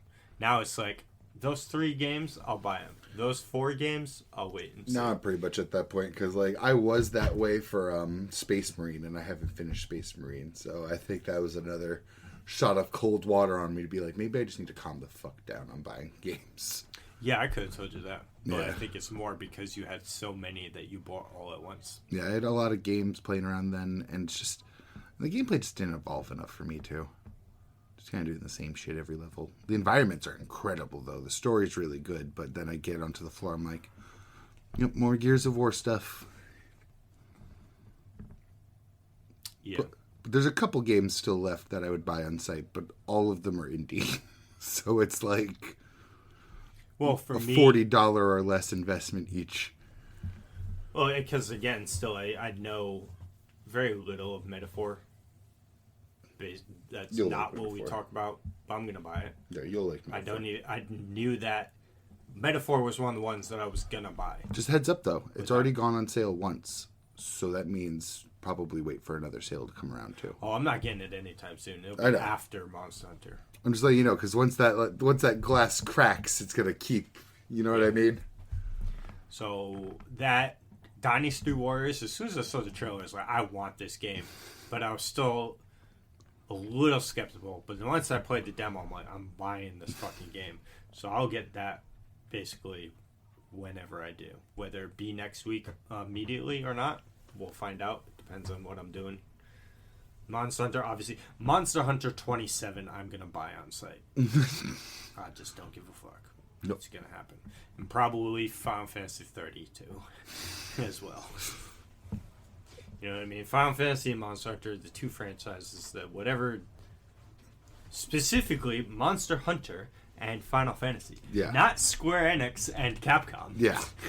Definitely not. Square Enix has proved they can put out bad games, and so has Capcom. So, for me, it's again all of my buy on sites besides Monster Hunter, because I'm going to buy Monster Hunter on site. There's no reason for me to doubt the quality. The one thing that I wish people would stop doing is when they talk about, because Monster Hunter's popularity is kind of new. Like World kind of brought it in, but even when World first came out, if anything, I think the Return to World promotion did more for Return to World promotion. Yes, that did more for their popularity than anything else in their entire run of games. Yes, it's not even like a bunch of new people came back to World. It's almost like all the new people that would be interested saw all of the fans return to World, and they're like, "That's weird." Yeah, that's super weird. Is it no update? What? Am I missing out on something? Yeah. Even me, I returned to World. You did. Yeah. I barely touched World when I first bought it. I might have killed like 3 monsters when I first bought World. I made a new character and beat the game again. I got to G rank. You did? I'm very proud of you. And killed like 2 monsters in G rank. Still very proud of you. Yeah. But now I am at the point where I'm like, I'm better off just waiting for Wilds. But a lot of people that talk about it now keep trying to say, like even Asmongold was trying to compare Monster Hunter and the dev team to Dragon's Dogma, and I'm like, it's not going to be anything like Dragon's Dogma. Just because Capcom, just because it's Capcom, it's like because Monster Hunter's team, the entire dev team has been the same for Monster Hunter since Monster Hunter 1. Damn. The main dudes. I'd actually worry a lot about that. The main dudes that have been on it, the head Ryozo, and like the top 5 brass dudes, all the people you would see. I'm not talking about the dude behind the computer actually making stuff. Maybe there's people that there. also worries me because I worry that all of those people would leave at relatively the same time if they've all aged up in the company that long. Oh, yeah. But they all look super young still, considering they're a Japanese company and we know how Japanese work ethic is. I don't think people realize how much that probably aided in fucking Diablo 4 is how many people they lost during its development. They lost so much seasoned, talented, both upper brass and coders during Diablo 4. And we all know corporations. You're not going to hire the most expensive, qualified, experienced person to replace all of these coders. Yeah. I think we highly underestimate how much that fucked Diablo. On top of bad decision making on the top and poor choices, but I think that's like the hidden reason. Yeah, because like what they was trying to say is because they were worried that some of the issues that they were having in Dragon's Dogma was going to reflect in Wilds. So I was like, bro, don't even worry about it. No. 2 totally different teams. Just because it's Capcom doesn't mean it's the same. I think there's been 3 Monster Hunter entries since the last Dragon's Dogma before it. Yeah, Dragon's Dogma 1 is really old. Yeah, like because it got remastered before Dragon's Dogma 2 came out. Yeah, I played the remaster of Dragon's Dogma when it came to the Switch. It's completely incomparable. It's not like the Dragon's Dogma team has been making Dragon's Dogma games every couple to a few years in between those 2 entries. And it's not the same people that's been making the game. You know what I mean? So hey, let's be real. Dragon's Dogma 2 did pretty well for being that far apart. Like it does have its problems. It does, and I'll probably never finish it. Super repetitive combat. Like you have basically all of your combos at the start of the game, and that's my least favorite thing with any game. That is the fastest thing to kill a video game to me, would be something like that. Yeah. I need variance. I need change. If it doesn't feel like I'm growing in a game, I will quit that game. Yeah. Subconsciously even. I'll just get bored and not want to go back. Yeah. It's why I play 80 characters in every competitive game. It's why I fucking play all of the classes in any game that has multiple classes. I need it. My ADHD brain needs... But then here I am complaining about that, and it's like Monster Hunter, as soon as you pick up and equip that weapon, you have your full combo list. You don't get more combos. But there's 14 swords, and each monster you kill, you get a better weapon. That's the part that surprised me. More damage and more armor, and you just repeat that cycle in perpetuity. That's the part that surprised me coming back to World and actually getting into it this time, is that I hate that kind of progression, where the only thing going up is my numbers, with no hope of a gameplay change in sight. But it worked. It clicked this time around. But that is like textbook, like, oof, I hate that. I hate that. It's like what I was praising about ARPG equipment the other day, and old school WoW equipment. The stuff I'm getting can actually have a tangible effect on my gameplay besides my crit number went up. Hey, Monster Hunter has fire effects on some weapons, water effects, and thunder. Well, hey, you know, it's to your credit, when Blast Element got added to the game, it did wonders for me, my care of the game. I farmed out, like, nine Brachydios weapons. That's the only part that's going to suck about Wilds, is that it's only going to go to high rank, so there won't be a Brachydios. There won't be a Zenoga. Oh, no. So... You'll have a big wait time after to catch up on your other games. Roughly, I would say probably about a year to a year and a half. Because I think that's how long it took for all the other expansions. I hope Capcom calls up GGG so that they can like pace out when the Path of Exile full releases and G rank for Wilds comes out. Because full release for Path of Exile is planned to be within 6 to 12 months. Oh, you'll be fine. That's why I'm like, roughly a year from now versus roughly a year from now. I'm like, no, a year out from February to a year and a half from February.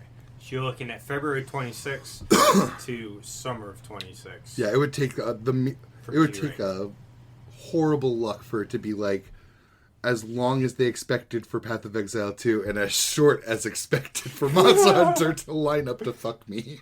Yeah. Yeah. Yeah. Worst for me, which has never happened, thankfully. Because, well, let's see.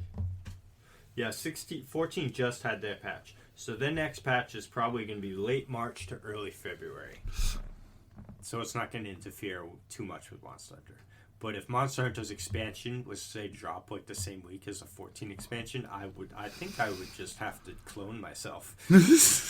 I bet you'd pick Monster Hunter over it. I'd break the You try to fit both still, obviously, because you need to honestly actively play Final Fantasy to keep up. But I feel like if on the priority stack, you're going to log in quickly, as fast as you can, try to do anything you need to do so you can get onto Monster Hunter. Well, if it was a normal patch, that's how it would go. But if it's a full expansion...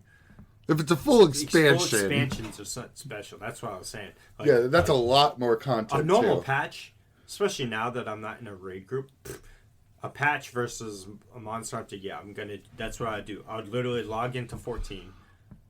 do one expert roulette a day, so I'd keep up with my tome gear while I'm playing Monster Hunter. That's all I would do. So load in, queue as a tank, so I get the insta queue. Fucking blow through Blast it. Takes 15 minutes. Jump onto Monster Hunter. That's how that would go down. But yeah, that's that. That's gaming. Now, onto some manga.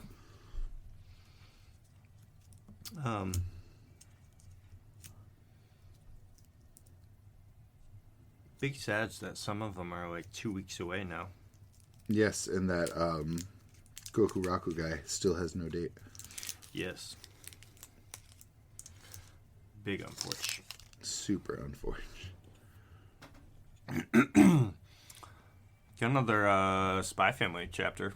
I was very surprised that we got another. All 12 pages. Yeah, but it was a full 12 pages. It was. By the time I was done reading it, didn't feel like it was a short chapter. No. The new wordy manga that we read. Oh, that last page. Yeah. I took a screenshot of it, too. I think I did, too.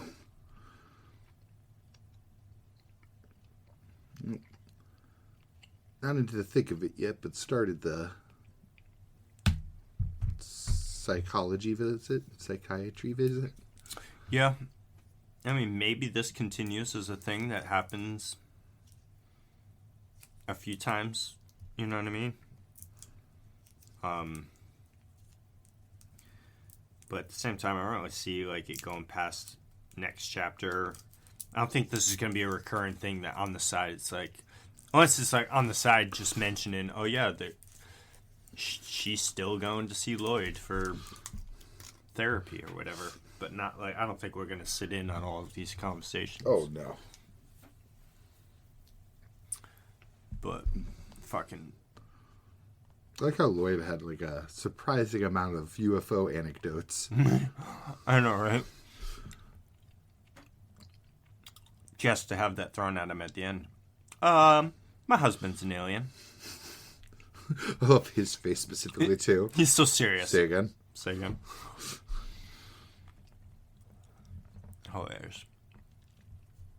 It actually got me for a second there. I'm like, is Melinda going to see through this? It was just for a second. I wonder if she's just saying this to see how he would react or whatever. Well, yeah, see, there's still that little glimmer in there that she might. But if we were to take this just at face value of he's an alien, I think I would be very upset if Spy Family went the alien route. It won't. It won't. But I'm just saying, I would be upset. Same. Now, if it was just a bullshit Anya chapter, and Anya was the only one to see said aliens, like Anya and Bond or something, then I'm totally all for it. Mainline plot? No. With Operation Strix? No, thank you. I'm hoping this leads right into like a whole bunch about Donovan, though. Same. That dude's been a mystery way too long. Mm-hmm. Give me some backstory. Give me another 12-page chapter like that, but just filled with the rest of this session. That'd be nice. Or just immediately start the next chapter in a flashback. Right? Of just how she met Donovan type deal, or just some backstory of Donovan, because during the war when she was First Lady. You know what I mean? We need some insight into Donovan's way of thinking. Yes. He's an alien. Speaking of aliens, you read Astrobaby? I did. Just liked that transition. It was the last thing I read. I read it today. Nice little setup chapter for the new bad guys. Yeah.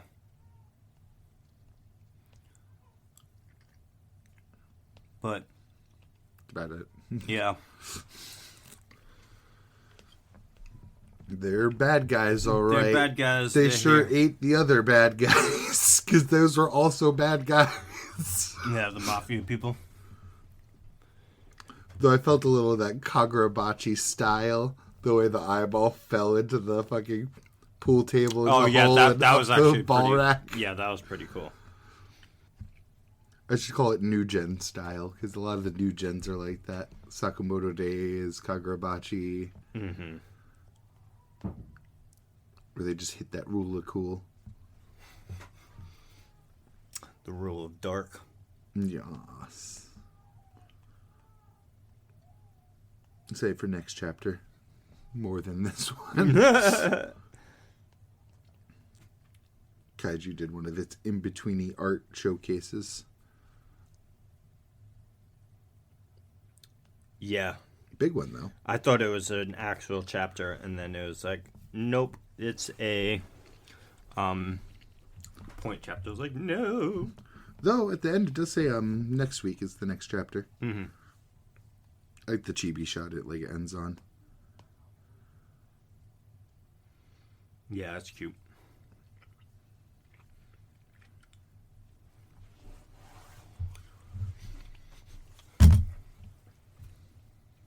Yeah, excuse me. I was just Nice. wanting some more kaiju. And I thought we had one this week, but I was just wrong. Did we talk about the last string of Magi? I don't remember. No, but I read it like 2 months ago.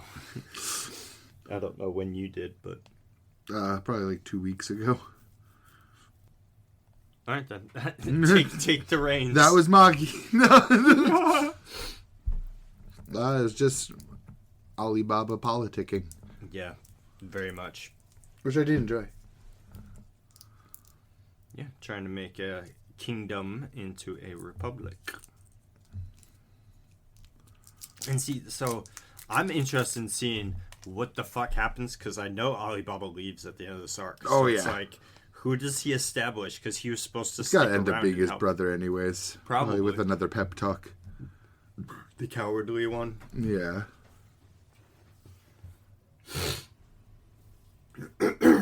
I'm also sitting here wondering, I'm like, when and how does Sinbad get these items back? Because it keeps showing the dudes that stole it all. And they still have it. Yeah. Like, should we give it back?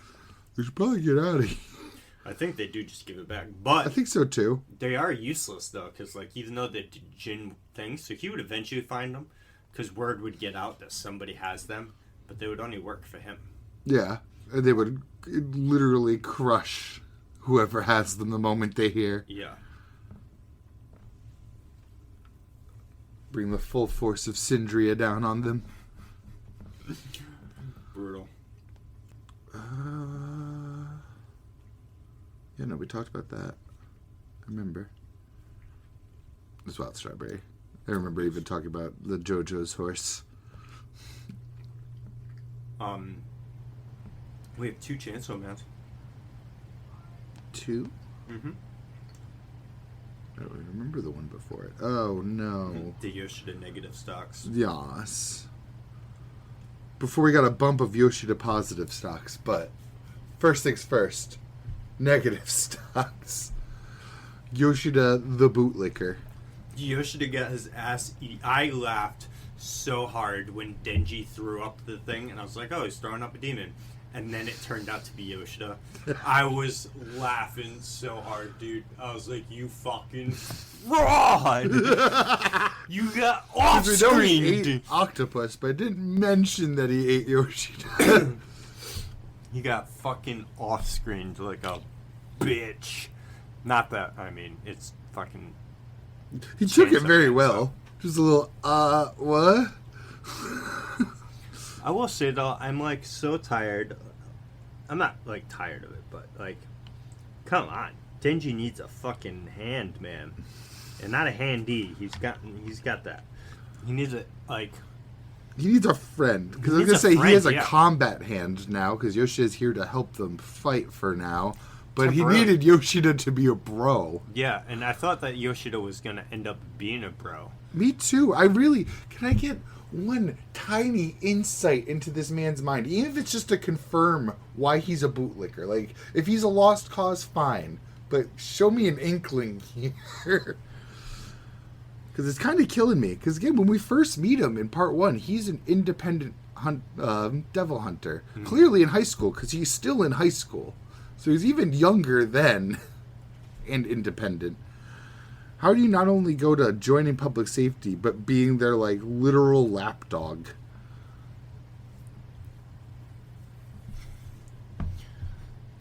And then, so, like... I guess our really only chance for Denji to get another ally is going to be Kishibe. Yeah, or Kobeni, but again, we do hope Kobeni retired. Yeah, same. I hope she stays and is having a good life. As far away as possible. But yeah, so Kishibe is like the only person left that could potentially be an ally to Denji.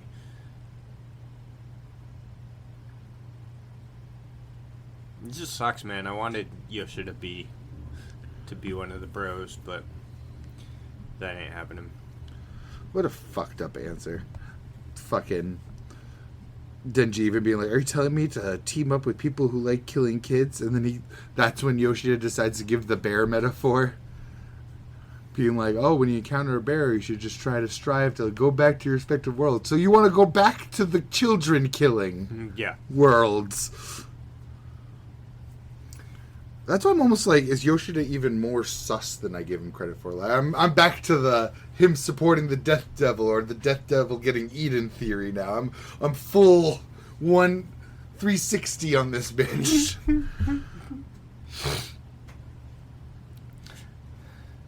And these gross handshakes, that's also gross. Yeah. And he just stuffs his hand right into Denji's mouth. Be like, yo, can you eat me? Can I shove my hand in your mouth? I mean, there's a good reason why, though, when you read the next chapter, because it's like he's just trying to contest that if he can go into Denji's stomach here, could he then come out of Denji's stomach there, which obviously he cannot. I also still find it kind of interesting that it said octopus got eaten, but did it? Well, I would... Yeah, right. If octopus got eaten, does that mean that Yoshida just is the octopus devil? Because he's got a contract. Are they like one? Because we also speculated before, we've never seen what he's been giving up all these times. For the most part, they gloss over it. We could assume it's like parts of organs, but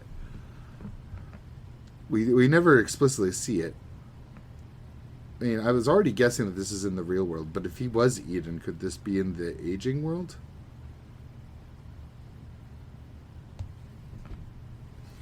True. I like how fucking Yoru puts her whole fucking body through Denji's mouth. Poor guy. Breaking his fucking jaw to do this. Ugh. Just for her to come out and miss her shot. And get smacked. Into an old lady. Am I beautiful? Yep, you're cute. I love how ready they were. Look how content they are to answer that too. Yeah, especially Denji, who just had a full torso inside of his mouth. That's his flirting face. It like went right back to that, or like the interview he had on the news. Yep. My mans don't give a fuck. And then the ultimate weirdness of the chapter. Fucking Mifune? I don't know her fucking name anymore. Yeah. Psycho girl. So is this like in her head, but not because the aging devil clearly sees it? Unless it's whatever demon devil she has a contract with. And I almost thought this would be confirmation that she's a devil, but then she suddenly gives up her heart to Yoshida. Yeah, so now she's back on Yoshida's team, and this is like, what changed to make you think that now Chainsaw Man's on the winning side when obviously the aging devil's just chilling? Is like, yo. That's the two-part weirdness. Because I wouldn't assume it's switching sides, because Yoshida was on her side and kind of like her superior officer. She said, but then she said it, yeah. She says, I go with the side that's winning. So it's like they implied that Yoshida's a separate side. Or just that the Denji side is currently winning against the agent devil, which does not look like that, because Denji's but Yoshida supports your plan, because he's going to go right back to killing children. Yeah. If his word's to be believed. Because that's the thing with Yoshida, too. It's just staring at people when they ask for a glimpse into his mind. Because maybe he was just keeping up appearances, being like, yep, I'm going to go back to the killing kids world. Come on, let's go. And then just not follow through with it, maybe. But I can't hold out hope for that. Every time I'm like, maybe Yoshida's good inside, I get proven wrong. Yeah, I don't know. Now Yoshida's fully, at least seems like fully manifested the octopus devil, which is so ugly. I mean, Fujimoto with his great monster designs. But God. Tentacly. It's all the parts that aren't tentacles that make me gross down. It's like giant baby/woman face. It looks kind of like a woman because it looks more... Yeah. Like a bald woman. Yeah. Either way, though, I don't think this thing stands a fucking chance against like a primal fear. Neither do I. I still don't know how they're going to take this dude out. Chainsaw Man's already tried cutting them in half like 3 times. It's like, there's only so many other ways you can swing those chainsaws. What? Imagine they contracted the octopus devil. It comes into the fight. And it's just there to pull them out through Denji's stomach. Or through Pochita's stomach, to be specific. Maybe. Just send to a escape tentacle out through. And then they can just run away from the fight. And then only Denji's trapped. Right? How did they get Denji out of his own stomach? I don't think he can. I don't think he can either. Unless... No, that wouldn't work either. I was gonna say if he puts his own foot in his mouth so it sticks out of the other foot and they just grab it and pull it, but then how does eventually it'd be like tying a knot? He'd get stuck. Ugh. It's one of the few ones we're gonna get another chapter on. 6 days. I just don't know where Yoshida's going. I never know where Yoshida's going. Neither do I got nothing. It's so weird for Mifune to just be like, I trust my superior officer that much. I feel like she has to maybe have some insight into Yoshida's mind. Maybe this was all Yoshida's plan to begin with. Because again, he's the one that showed interest in having Denji eat death in the first part. Or at least brought up the idea that would be possible. So this could have all been his machinations to begin with. Probably. Fucking guys. Maybe he's a full-on bad guy. That make me sad. Or he'll end up just being a loser. Or just a puppet to the mastermind that is Kishibe. I would love to see higher up in public safety right now. Who is making decisions? Some fool. Somebody who's in somebody else's pocket. Yeah. The new Makima.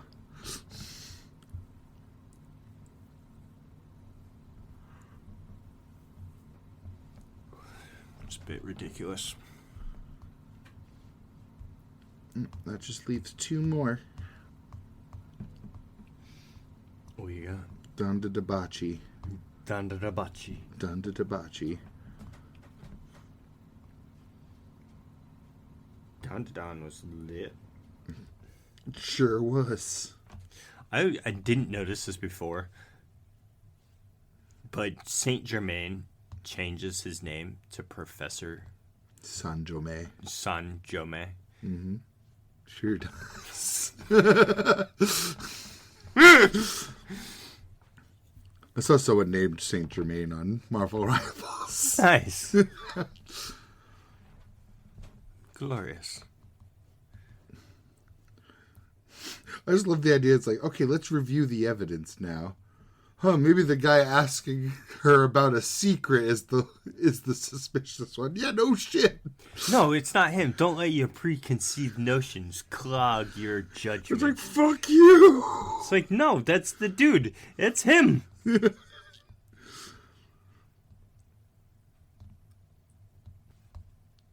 But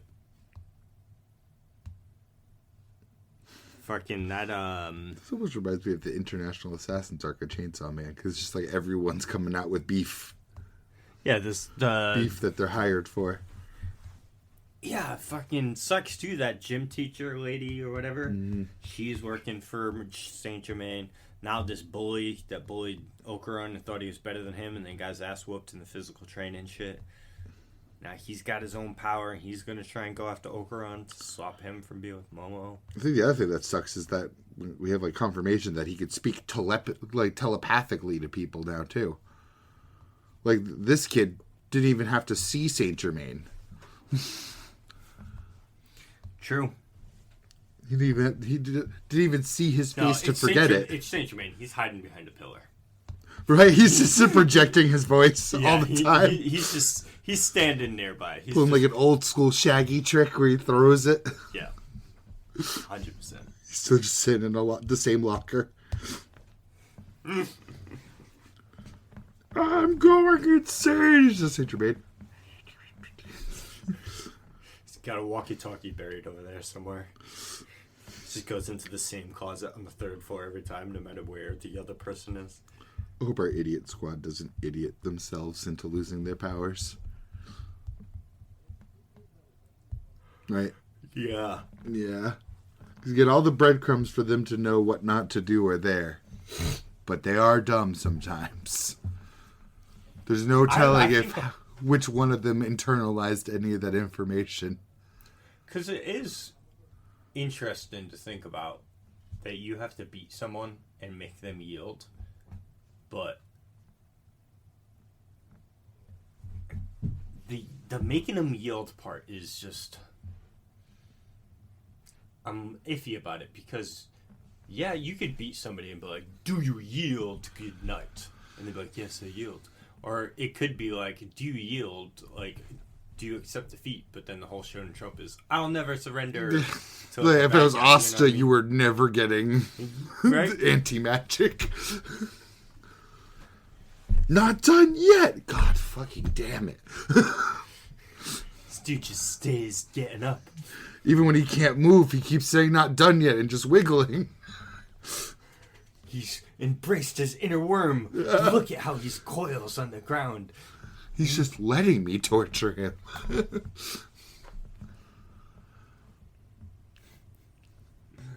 But on the other hand, they could be a total bitch. You could just walk up and be like, "Look how handsome I am. Do you yield?" "I yield!" "I could never be so Bishonen."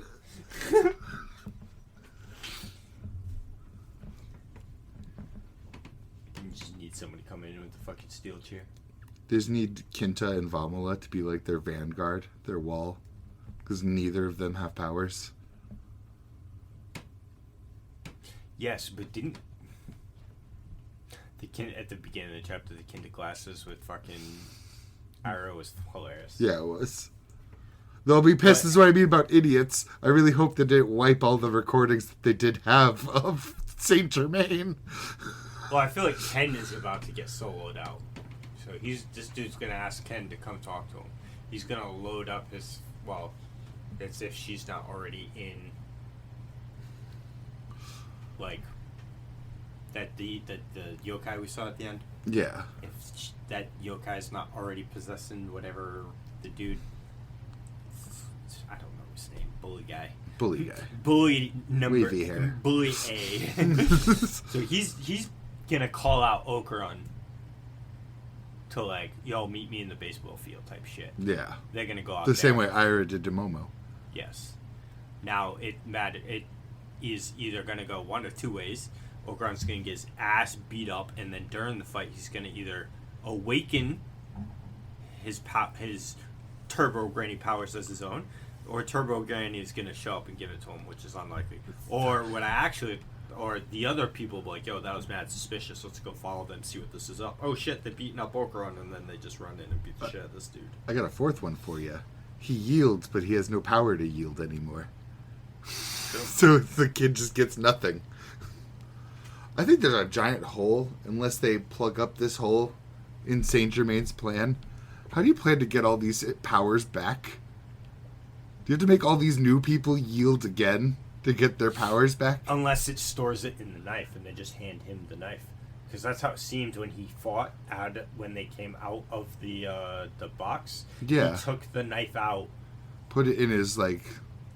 Did he stab himself with it? No, I think he put it in his sword and then used it that way. Yeah, so like this sword, like those are like the bullets, and he cartridges them into his sword, and they can use those abilities through that, and they can swap. But then at the very least, he'd have to get the knives back. Right. So he would just say they did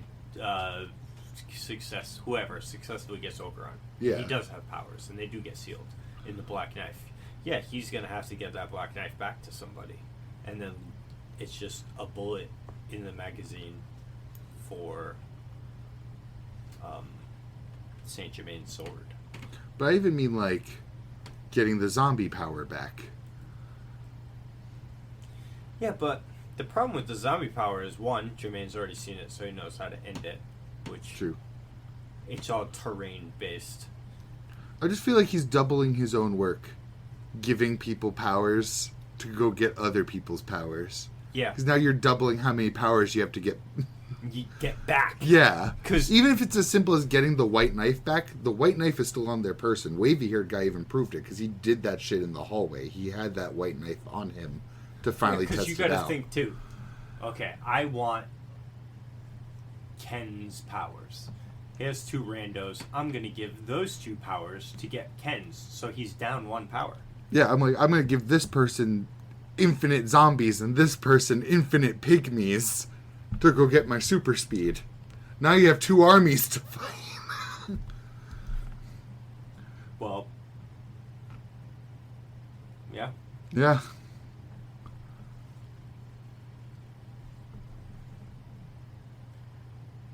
Yeah. Sorry.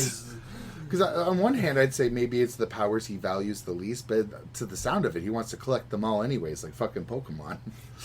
Gotta catch 'em all. Almost like a Gilgamesh sort of way, where like all of the world's mysteries belong to me.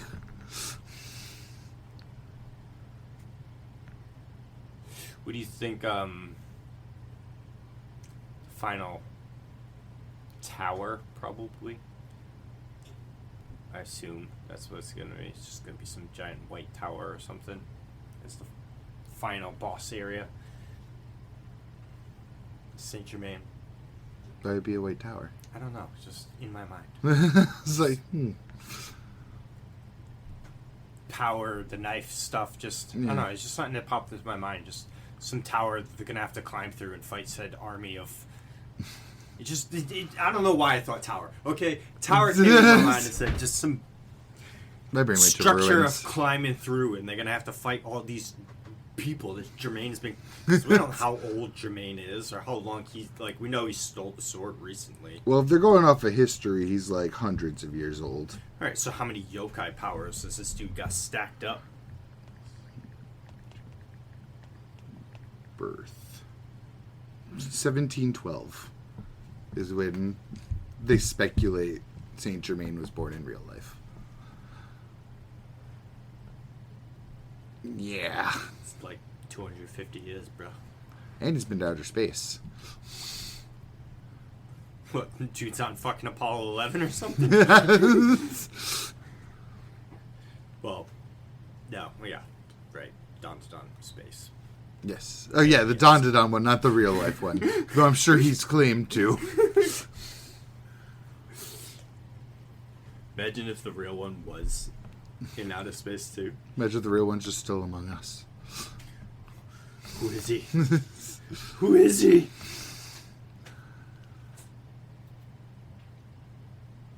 Yeah, man. Jermaine's sneaky. There's one other thing I wanted to bitch with the chapter. Fucking Vomala not understanding human behavior still. Yeah, I mean, that's... Well, they're all being sneaky with the girl. Well, trying to be. With the girl coming out, and they're all together. Vomala's just staring. They all try to look away. Vomala's still just staring. Oh, yeah, Next page, Vomala's still just staring. You would think, though, that Saint Germain would probably pick up on something off by just her appearance. She cleaned up. It's like, I feel like he was targeting her based on her appearance. Be like, yo, This girl looks... Oh, they reformed my soldier. Yeah. She obviously lost. And especially because it's like, they're obviously right there. It's like, I'm a teacher. You think I don't see what students of mine are still around? I do take my job seriously, you know. I might be contracting hundreds of supernatural assassins, but I can still grade some homework and pay attention to my students. I almost just spoiled something from something else, so I'm going to keep myself in check. Yes. Winky eyes. Persona? No. Oh. Anyway, you'll find out next week. Maybe. Possibly. I don't know. I'm trying not to say anything to not cue you off into what it is. So let's talk about, excuse me, Kagurabachi. Which is fire. Yeah. Chihiro finally working with people. Yeah, it's the Masumi proving their worth.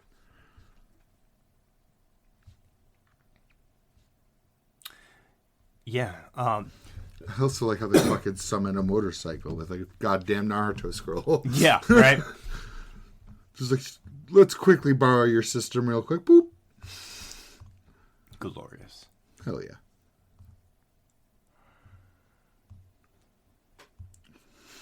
So fire. The fucking killing the driver mid-conversation while they're in the back seat. Yep. It's the rule of cool, man. So Sakamoto coded. I love that panel right there. Cutting the fucking car clean and the bus. They're cutting the bus clean in half. And the car he was in, yeah. I see you're getting at with that. Now, because it was a fire chapter, but not too much happens in it. But towards the end, Chihiro grabs a sword off of the motorcycle. Is that N10, or has he always had N10?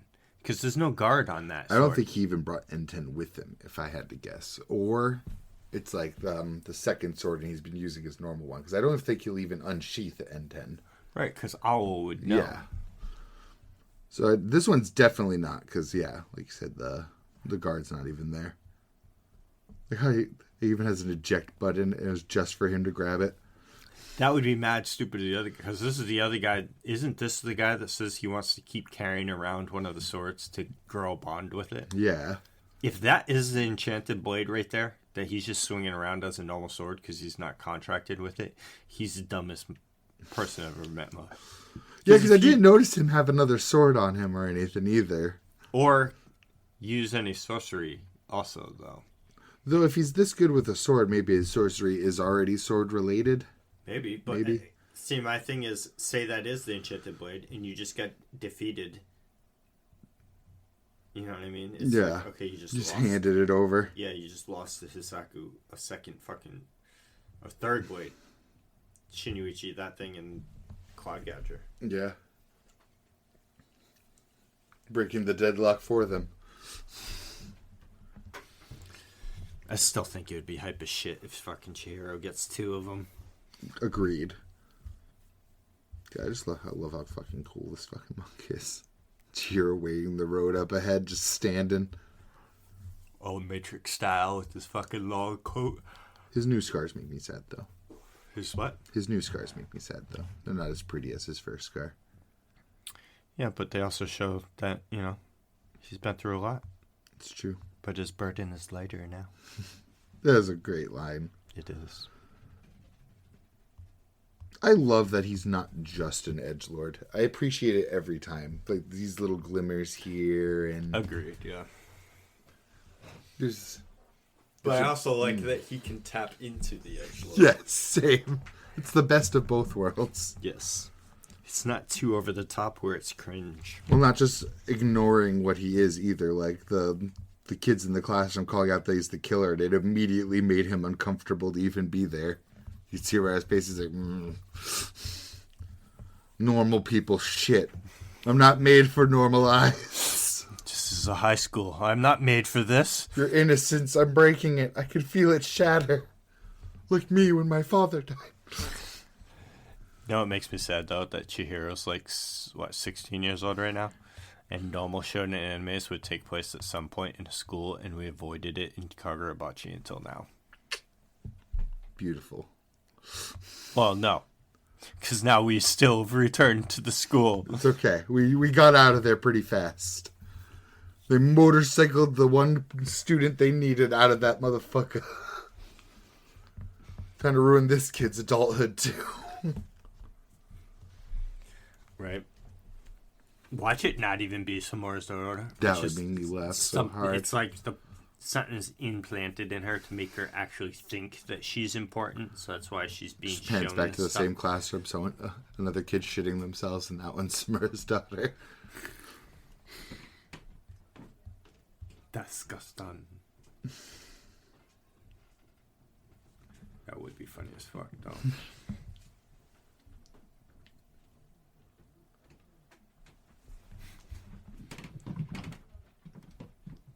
So now I gotta read Centuria for next week. Yeah, I read chapter 29.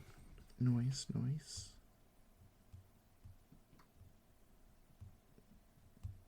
Take a quick glimpse if anything news here.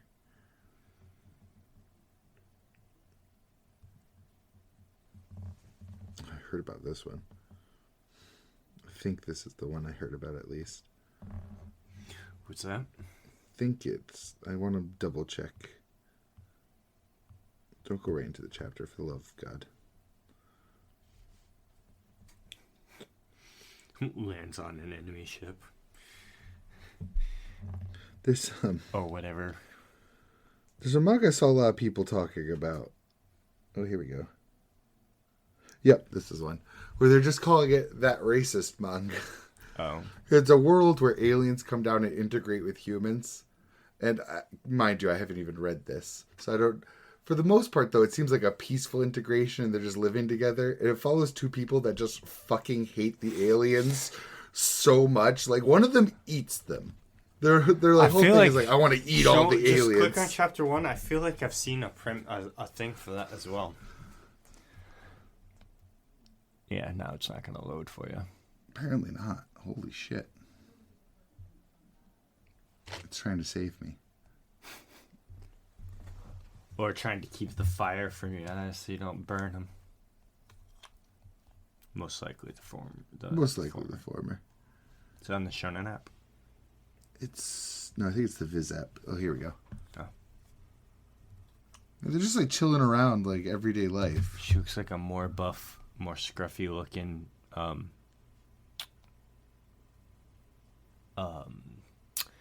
Call to the Night. Yeah. Girl. I need to learn her name. I reference her too much.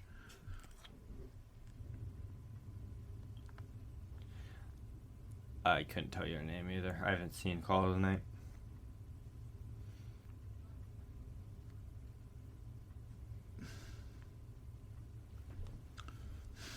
Yeah, it's literally just two people that just hate the aliens. Have the aliens been around for a while to give them reason to hate them, or they just showed up and they're like, fuck these guys? Well, this human's dating one, so it's at least long enough for them to be, like, nicely integrated. Jeez.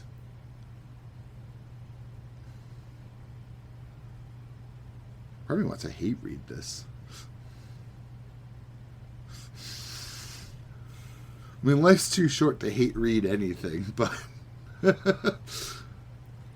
Truth. But literally, it's like... The whole manga seems like, man, these aliens are rude. I'm just gonna genocide them. Let me eat them. For the crime of being super rude. Fuck yeah.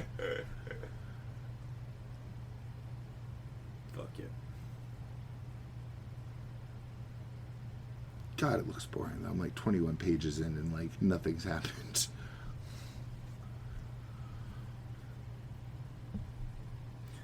Well, it's up to you. I mean, read it if you want to read it. The first chapter's 68 pages. Or don't read it. Chapter 1s are always long as fuck. And again, life's too short to hate read. Oh, apparently this guy's whole family was killed by aliens. What? Oh, it was a drunk driving accident. Why does that sound familiar for this whole premise, man? This is why I'm like, if we What took is it it called? to, it's called Drama Queen. That's why I'm like, if you took this to like a real world parallel, it does kind of get uncomfortable. It's like, oh man, that other race drunk drove killed my family. Now I'm gonna kill all of them and eat them.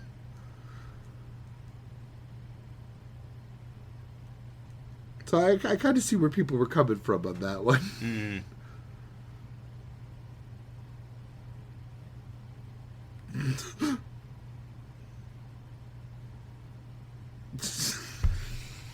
Really, it's just like horrible racism parallels. It's like one guy admits, I wish they'd all just disappear. Me too.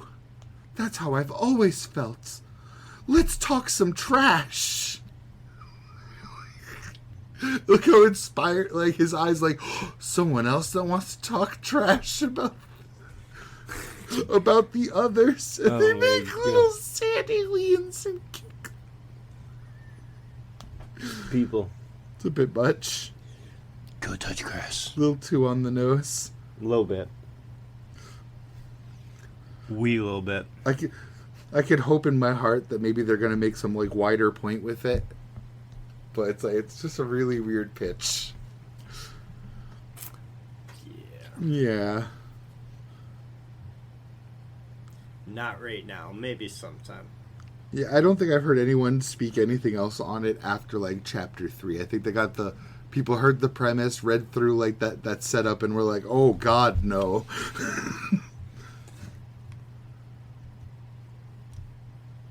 Yeah. Yeah, more likely to just pick up Undead Unluck. There you go. I still need to watch Witch Watch. And Undead Unluck. Well, read more Witch Watch. Yeah, we said watch. That's what brought me to say it. Yes, watch more Undead Unluck and read more Witch Watch.